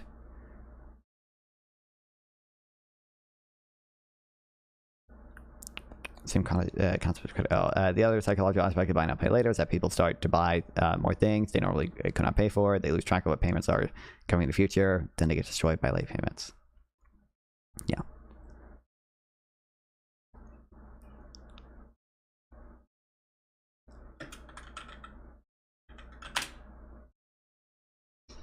That's why I need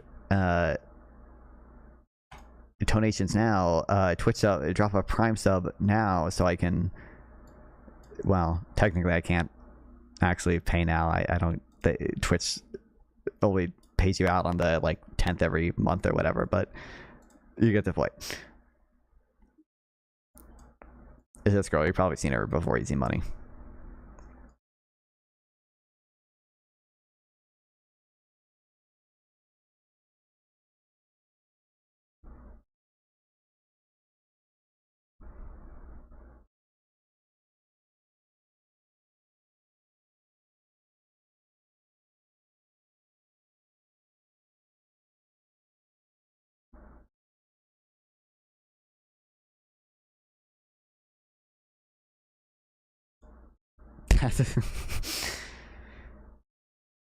That is what unrealized means. It means you've not realized it by selling it.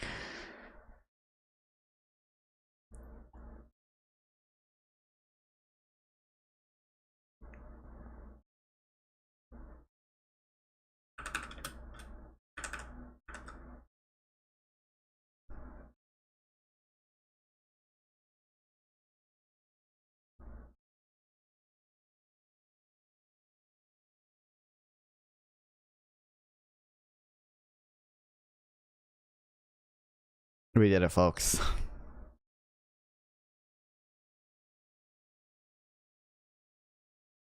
When she says my gen, does she mean millennials or Gen Z? She means Gen Z. By the way, we can't hear the... What the hell is going on with my sound? She's talking about how she... like, doesn't like unrealized gains tax.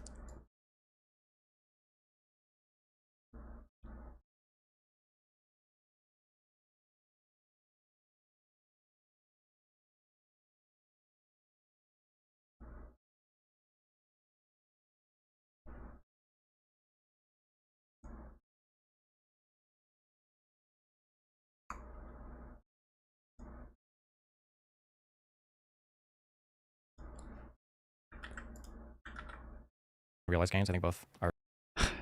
Hold on. Does this capture... Yeah. The thing that captures desktop audio, like all my desktop audio still works, but she's not in our gen. 20 years old, aren't Gen Z.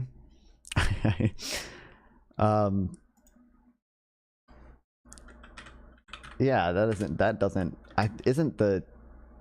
People disagree about where the cutoff is, but yeah, 1997. I don't think people usually, like, I feel like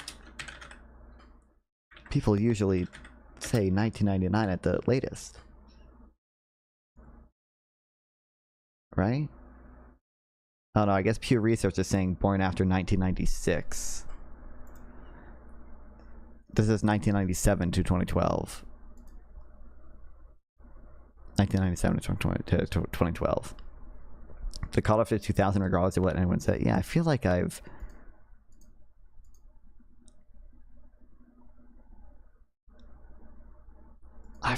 heard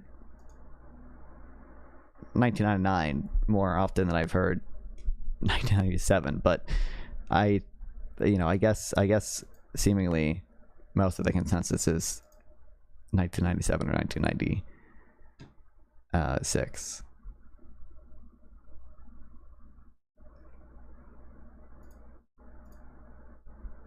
Whoa, Gen Zers, whoa. Me for real, can we get Nonfon on the Gen Z Wikipedia page? What, Greta Thunberg? Oops, I don't even know what this is. Kenya protest.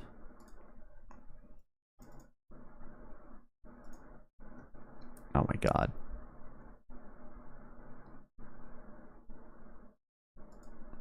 are really dumb, taxing either of those things, just in case anybody's listening. Why do you think that? For wealth taxes, the idea of just tax, I don't like that people look at people's like wealth as a whole thing, when I think different asset classes should probably be treated quite differently. So for instance, if 95% of his wealth is like tied liquid up, versus non-liquid, not just liquidity or not, because stocks are really liquid. Technically all securities are pretty liquid. Well, that's not, I shouldn't say, because some people have, they're not allowed to sell for a particular period of time or whatever. But like, if we look at somebody like Elon Musk and we say like, oh, he's got like $50 billion of net worth, he doesn't. I don't think Destiny is appropriately phrasing it or whatever, but there is a reason. Like even the European countries that had wealth taxes and or still have some wealth tax, like typically exclude like privately held businesses, or like, you know, businesses where you like the CEO is like the majority shareholder. Like my understanding is that they typically exclude that stuff because they want, you know, they want people like Elon Musk to be able to run successful companies and have strong incentives to run it well. Really have 50 billion. And I don't mean that in the sense that like, well, a lot of it is tied up in stock. I mean that like, even if he were to sell all the stock, it wouldn't be worth $50 billion. That market would crash if Elon started to divest completely from his company, right? So there's the idea of like taxing somebody, and the idea that I think you run into this area where you get into this like middle class, upper middle class, or maybe like lower rich class. My state Massachusetts implemented a millionaire's tax. Yeah, I remember literally when I was debating PPG, funnily enough, about a wealth tax almost 2 years ago at this point, probably. He brought that up and he said it was a wealth tax. I don't think that is just a surcharge on income tax past $1 million. It's not actually, it's not on net assets, right? But you know, to divest from their businesses because they're taxing their wealth. Like what if I'm doing really well with a business, it's worth maybe like $10 million, and you know I pay myself a salary of $100,000 and my business is appreciating value and I'm like a majority owner, but now I'm starting to get hit with these huge tax bills because of my business. Well, do I take more money out of my business in the form of a paycheck? Do I have to sell part of my business? Like I feel like. Do you think the taxes would be that high? Well, it has the potential to be because it's based on your wealth, and we don't usually touch unreal. So if you're taxing wealth, like that's effectively taxing like,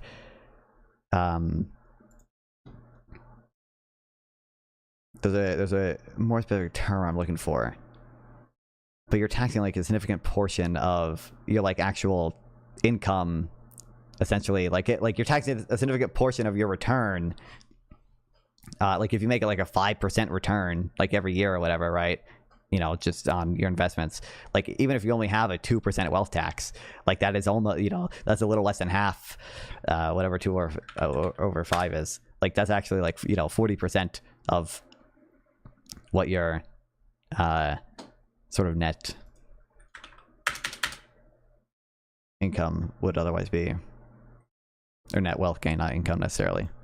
Appreciation of value. Like if a small business owner could reasonably make $50,000 or $60,000 like a year, but their business might be worth like $1 or $2 million. And if the business, if you hit them with like even like a 1% wealth tax, 1% of $1 million is $10,000. If you're only making so much a year, well, now you have to start making weird. Well, taxes are still progressive, right? Yeah, of course. Decisions about either paying yourself more, which is kind of taking money out of the business. I just feel like the incentives are not good, in my opinion. Yeah. Also, I think whenever they've tried wealth taxes, or they've also do these things, FTTs, financial transaction taxes, have also historically been really unpopular because you just end up moving stock exchanges. Also, isn't it typically the case that when wealth taxes increase, we tend to see the wealthy pay less taxes overall because they're more invested in finding ways to like cut taxes? I don't know if there's empirical evidence of that specifically, but like it is wealth taxes do tend to be pretty administratively difficult, and so there are probably just better ways to have taxes with lower avoidance that are more efficient. I think when most people think of a wealth tax, they think of an increased income tax and people making above a certain dollar amount. I'm not actually sure, right? Because I feel like most of the rhetoric I hear are about wealth taxes, and then maybe I'm talking to people who are a little bit smarter than average or something, is like, oh, you know, billionaires are not taxed effectively because they, you know, don't, like they can avoid regular income taxes because their like unrealized gains aren't taxed, right? And they can do buy, borrow, die, for example. Like I feel like I usually hear that type of rhetoric as a justification for wealth taxes. But I mean, at least PPG did think that surcharge and income tax was equivalent to a wealth tax. So yeah, basically, yeah. What do you think about inheritance taxes? Like, should there be none, or what do you mean? Well, so like they're very, you know, they're low, and so like you're able to inherit quite a bit of money, and a lot of people have pushed back against that because, you know, it's like maybe consider an investor who owns a long-term. Oh fuck, where'd it go? No.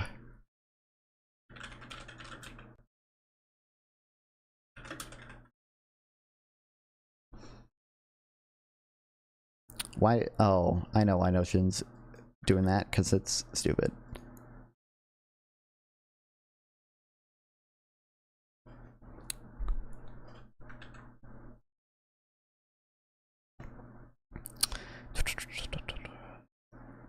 An investor who owns a long-term bond at a fixed rate of return of 5% per year, a 3% annual wealth tax would imply that 60% of the capital income owing from the long-term bond would be paid in tax. Even a low wealth tax would, in effect, confiscate all interest earnings from safe, low-return investments like bonds or bank deposits. Inheritance tax only exists in, what, 6 states? Well, we do, I mean, there is federal inheritance tax, right? It just only, it, like, applies to, like, 0.08% of deaths in the US or something. It's like there's like a 14 million standard deduction for it or something. Fuck this. My stupid browser has to rebuild its memory.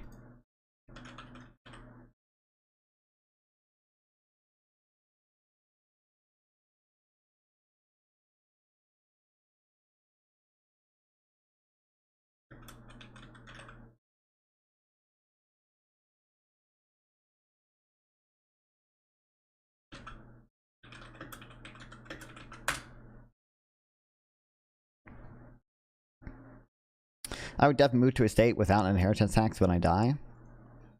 I don't know if that's like the type of I doubt that's the foremost thing in your mind when you do that, like when you're fucking dying, right?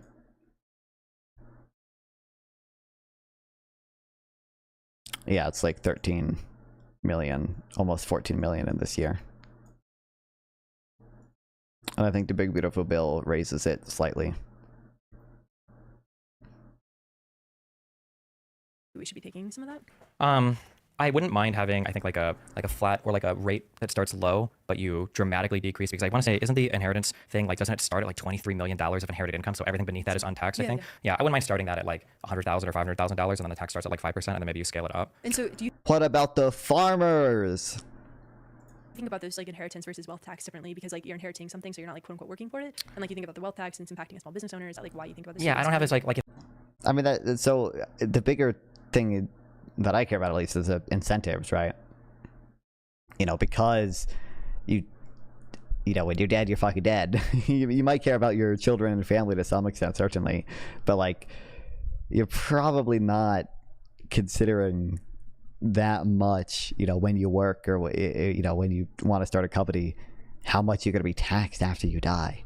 But you are going to be considering much more heavily how much you're going to be taxed while you're alive.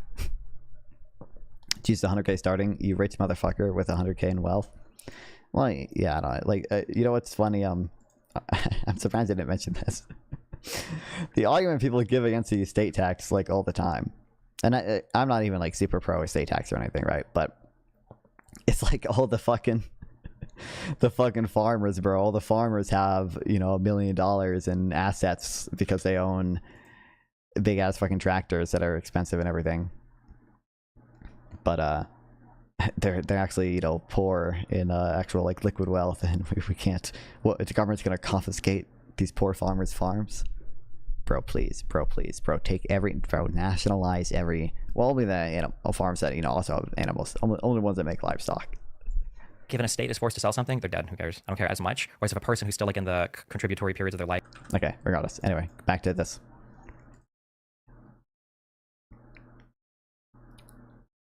Early career roles have eroded too. Entry-level jobs have thinned out due to automation and cost pressures, with only 30% of 2025 college graduates able to find entry-level jobs in their field, an 11% drop since 2024, according to the Cengage Group's 2025 graduate employment report.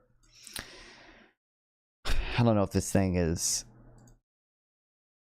fully accurate or not. I know I saw discourse on Twitter about some of these estimates, but I don't remember the specifics. I can look more into it tomorrow. But I think probably more relevantly is like, I'm not sure it's a, you know, structural trend exactly. So if you look at like Fred, unemployment, what's up? I didn't happen to, you know, see the end of the streamer awards. Who won the stream ally? Are you intentionally doing that to your microphone?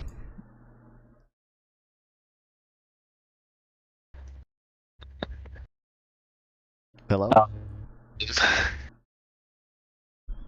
Wait 1 second.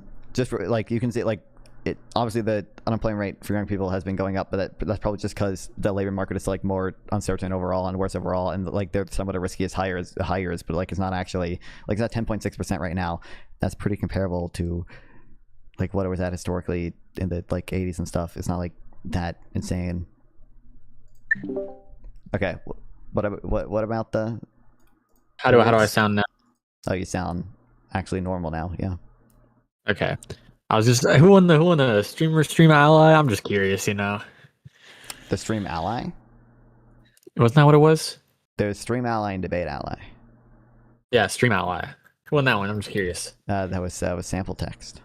Fuck.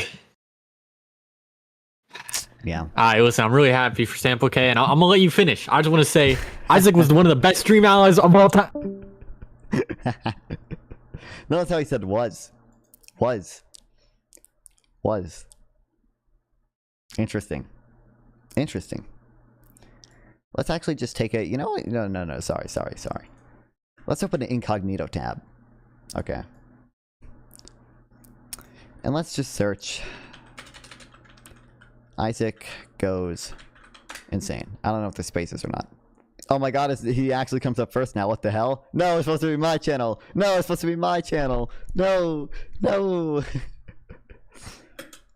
Usually my channel comes up first. Because, when was the last time this dude uploaded? He debated Minar? Yeah, that's how we met, basically. Oh, I guess he uploaded 1 month ago some gaming shit. No, we don't gotta do all this. We don't gotta do all this, bro. It's cool, bro. I don't know where you're going with this. Hey, I'm sorry. Firstly. Oh wait, I came up. Oh, sorry, I just got the delay. I came up first. Hey, you know, yeah, big streamer over here. Surprised. Yeah, you came up. You came up first, actually. Here. You know, I'm a big creator. Make sure, like, if you need to contact me, you're gonna have to go through. You got to email, you know, my agent. I mean, I'm dead. That's true. Yeah, I am surprised he came up first. Usually he does not. Disappointing for me. I mean, we just look at like the monthly view numbers though, and I think I would beat him multiple thousand times over.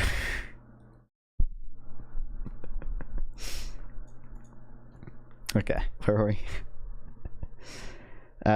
Just this week, the nation's job report showed the unemployment rate for 16 to 24-year-olds is a post-pandemic high of 10.6%.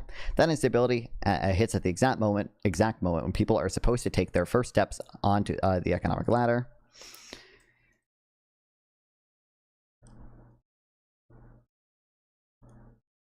Well, like any instability is going to hit at the exact moment when some people are supposed to take their first steps on the economic ladder, because believe it or not, every single year people are born like that, like every day, like multiple a day, like thousands, tens of thousands potentially in a day. I don't actually know how many are there. Tens of thousands of people born a day in the US. How many people born each day in US on average? Why does die come up first? Born. On average, 9,800 to 10,000 babies are born each day in the US. So, potentially sometimes tens of thousands. Does it count as tens of thousands if it's like 10,100? And then there was home ownership. Only about 32% of 27-year-olds owned a home in 2024, a number that hasn't budged in 2 years, according to real estate brokerage company Redfin. It's a tough story compared to generations past. Almost 40% of boomers and Gen Xers owned a home when they were 27. This is true, and I think home ownership is a unique concern for Gen Z. Now, you know, I'm gonna have my own views on what is causing that. But you know, obviously, interestingly, if you separate out by married versus unmarried people, you know, married Gen Z couples actually own homes at higher rates than married, you know, boomers and Gen Xers did at the same age. Now there might be some issues there insofar it could also be like you know, rising home prices could also reduce marriage rates. It could make people less willing to settle down and stuff and marry, but certainly you should not take this solely at face value, because part of it just reflects Gen Z marrying less often. I'll buy you a steak that's rude. Oh, if people are if people living the fire life, they won't buy homes. Renting is fine. True.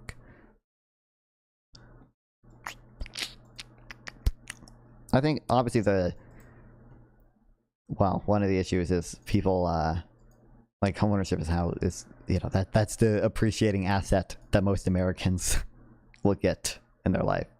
So the price to income ratio for a median home is now nearly double what it was when their parents and grandparents were buying in the 1980s and 90s. Specifics vary by region, but the broader reality is that the entry point into homeownership has moved farther out of reach. When every conventional path narrows, people start to look for alternatives. And in practice, it has meant turning towards a few places where real upsides still appear possible, even if the risks are high. In this environment, prediction markets, sports betting, and cryptocurrency start to look like some of the only levers left. Nearly 2/3 of Gen Z and millennials think that the only way to build wealth today is through alternative methods like gambling and crypto, according to the Harris. I don't know how reliable this is or anything, but it looks like it looks legit, I guess.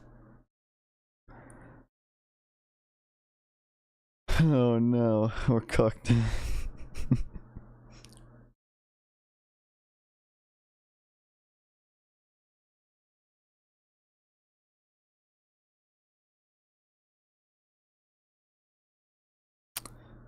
Well, over a quarter, 29% of Americans say they lived in a house they felt was haunted by ghosts. Interesting data correlation. 40% of Americans say they have remains in their home, from urns of loved ones to pet burials in the yard. This is, maybe it's not as legit as it came off at first.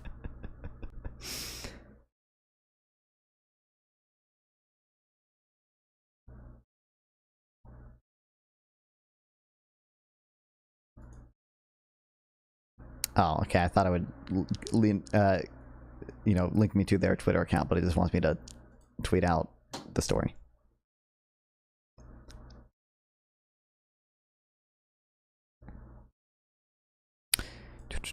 A survey from Gemini, a major cryptocurrency exchange, I wonder if they're biased, found that nearly half of Gen Z investors own cryptocurrency. A separate study from the CFA Institute found that American Gen Z investors hold a median amount of $1,000 in crypto, a quarter of their median total investment portfolio of $4,000. Sports betting tells the same story. 31% of 18 to 34-year-olds have an account with an online sportsbook, and 32% of those with an account bet 3 or more times a week, according to the 2024 Siena College/St. Bonaventure survey. 30% of the same age group has bet more than $500 or more in one day. Goddamn. Younger adults are consistently searching for returns in a system that offers them few traditional ones. And these platforms from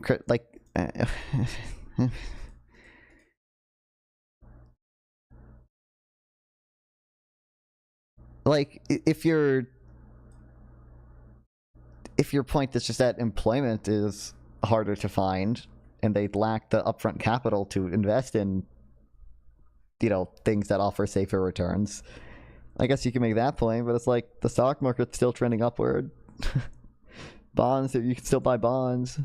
You can buy fixed income corporate bonds if you want. I don't know if returns on average are they might be lower today than they were in boomer times. That would make sense. Could be, you know, had a lot of growth back then.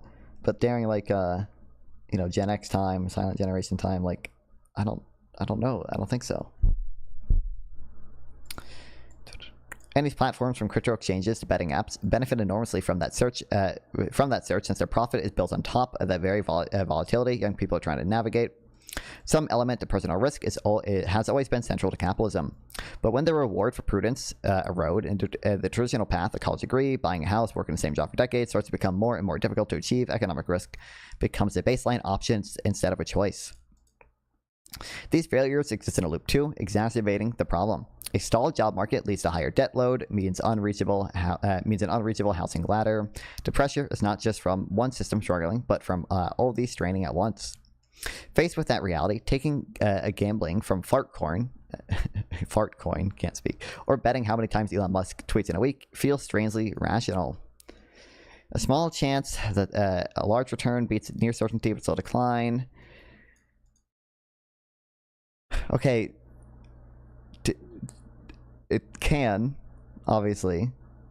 Like, there can be expected value, positive shit there. I don't think it's a near, like, you know, I don't think a 10% unemployment rate for young workers is a near certainty of slow decline. That seems a little bit like a stretch. Even if home ownership is going down as well, that's not really slow. It's not really slow decline, especially when, like, you know, she's talking about how the college wage premium still exists.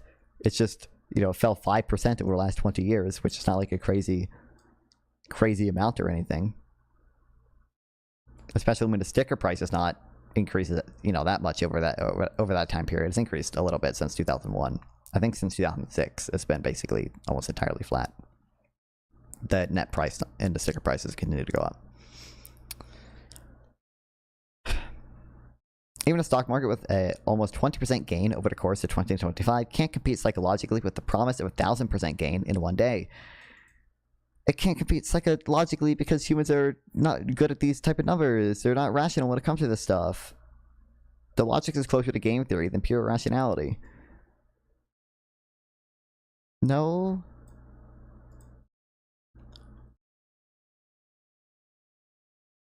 Wait, what did she can't compete like when she says can't compete psychologically, the impression I get from that is not people are rationally thinking through it. The impression I get from that is people, you know, the human psychology is not you know, subject to distortions, and that, you know, we find that you know, we can't actually deal with numbers of that size, and we can't actually weight it appropriately.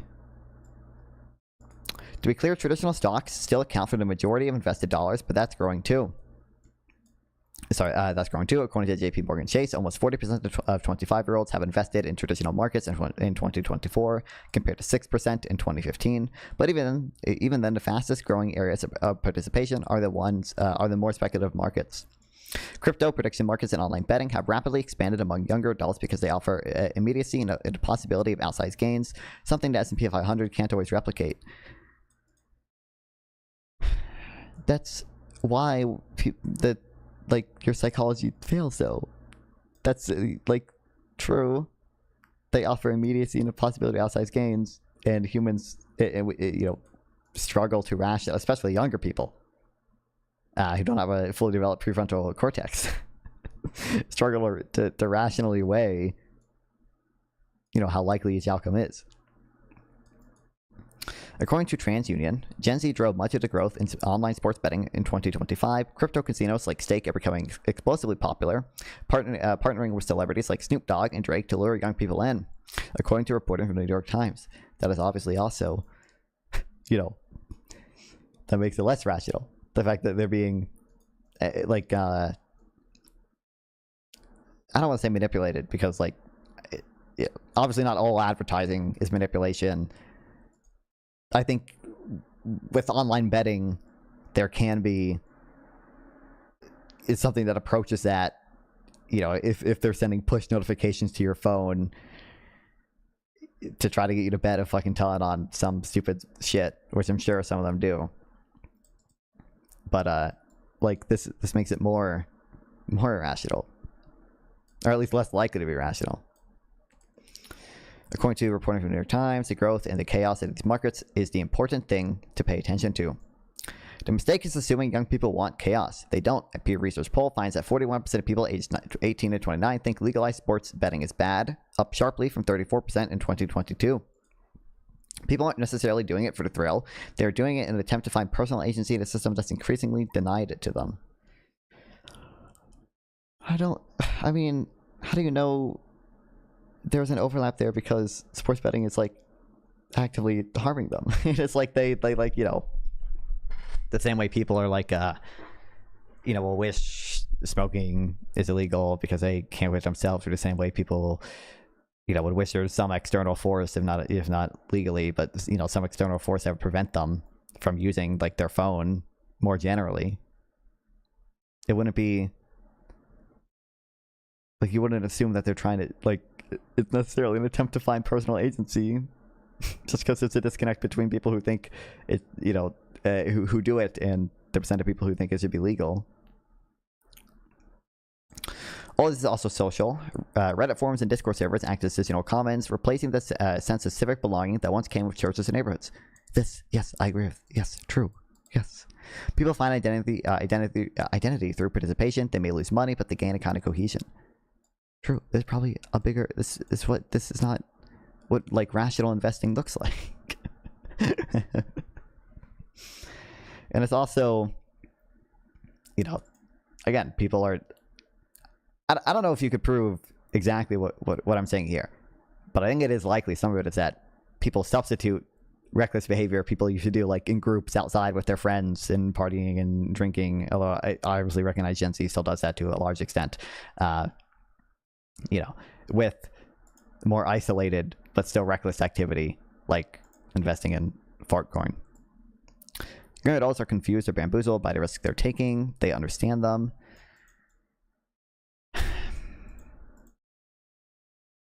Do they? Do they? Do they? They're responding to an economy where the unusual advice no longer lines up cleanly with outcomes. Their attention has shifted to wherever an upside still feels possible. Sometimes that's a startup, sometimes it's crypto, sometimes it's betting a triple parlay on a football game. These attitudes say less about the values of a generation than about the structure of the economy they're navigating. When people start treating the economy like a game, it's a sign that traditional ways of winning no longer feel real. Might have to write a Nonfon Substack response to that one. Goddamn.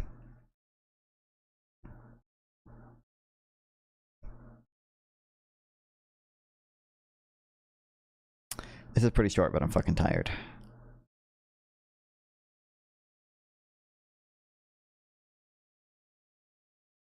So we'll save it for tomorrow.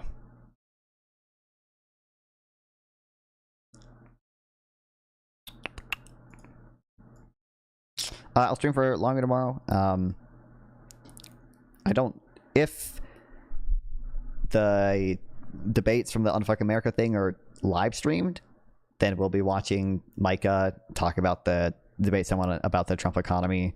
Micah Irfan, my goat. Okay, still an Econ walk at heart. Any Tindy matches? Well, I'm banned permanently from Tinder because when I was 12 years old, I pretended to be. I roleplayed as a. I say roleplay. That makes it sound worse than it was. I set up a profile as Garfield, and just shit posted essentially. So I'm banned from Tinder. But Hinge matches, I got like 3, but none of them went anywhere. A lot of them unmatched with me. Any apps? Yeah, no, I use I mean, Hinge is what more people use nowadays anyway.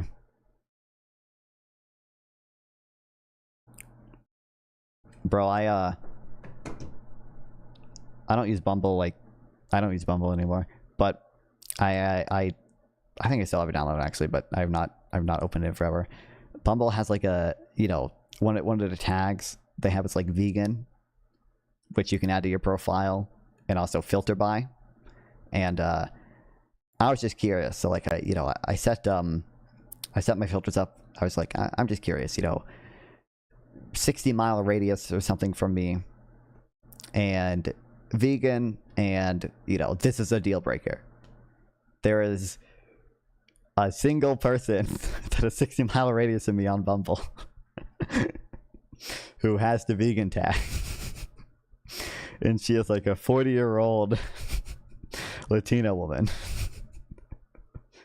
So there's always that option. That option's always open. That's always open. Maybe.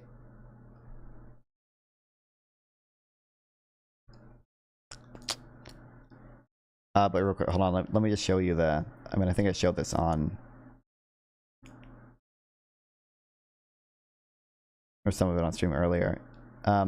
If you guys remember the, she probably knows the ropes. True. Micah, who is like a econ wonk at heart still. Okay. He's debating this dude. Apparently for only 30 minutes. They're doing like 30-minute rounds, so they're not going to get anywhere. But he's talking to the Jubilee dude who didn't understand how taxes and government spending worked. Government let Tia take good care of you. agencies don't pay taxes. Government I wonder if she's still there. Maybe I'll try. I'll stream. I'll swipe right. I'll see what happens. Agencies operate are funded by the government. That is not true. That is not true. And you know what? I think the whole juxtapose of this entire conversation. What month is? Why didn't notice stream scheduled at 11:30? I have that set up as a premiere, so I can do what I'm about to do, which is change it to right now, and then I can raid in to my. Actually, no, I don't want to raid into myself. That's whatever. I'm not going to do that. I'll raid into someone else. But Is this? This is. I would save that for. I think it'll perform better if I save it. If I upload it at a regular time tomorrow. Is January. Okay, so we can agree. Listen, as much as Micah DNC shill post today, and I'm mostly in support of that, to be clear. we need people like him still doing that. Okay. Micah still knows like a good amount about economics, and he's talking to a guy who didn't understand that government agencies don't get tax cuts because they're funded by taxes. What are you about to do? So on YouTube, the same way I can redirect people to other live streams, I can, if I'm premiering something when I end stream, I can redirect into my own premiere. And I was going to do it if I had, like, if I just did an Nonfon Awards, I still had, like, if I had, like, a larger number of viewers or whatever, it might have been worth it, but I don't think it actually. I think with what I have right now, which is like 7 or whatever, right? Yeah, it would probably be better to upload it at a regular time tomorrow for the algorithm rather than premiering it to y'all, especially because half of y'all have seen that video from, because it was the stream from last night. But yeah, love streaming, love to guys watch the stream. Hope you guys were happy with the rewards. Let me see your Tinder matches. I don't really have any. I have one that has not like messaged me back in like 3 days or something. It's probably been longer than that. I think like they like accepted the match or whatever, and then I said something, and then she like people just don't respond. That's how 80% of matches on these apps go, right? So like, at least for me, okay, at least for chuds like me, unbelievable. How do you even have the white boost? Oh, it's how you even have the white boost, true. But yeah, appreciate all you guys. I do really love streaming. It's really cool that y'all, you know, thoughts on the rise of Fuentes, bad, horrible. But yeah. I'm writing into Pisco. Say hi to Pisco. Appreciate you, Nonfon. Thank you. And I'll be streaming it tomorrow, either watching the Micah debate and then doing other econ stuff, or just doing other econ stuff. So yeah, love you guys. See you tomorrow. Appreciate it.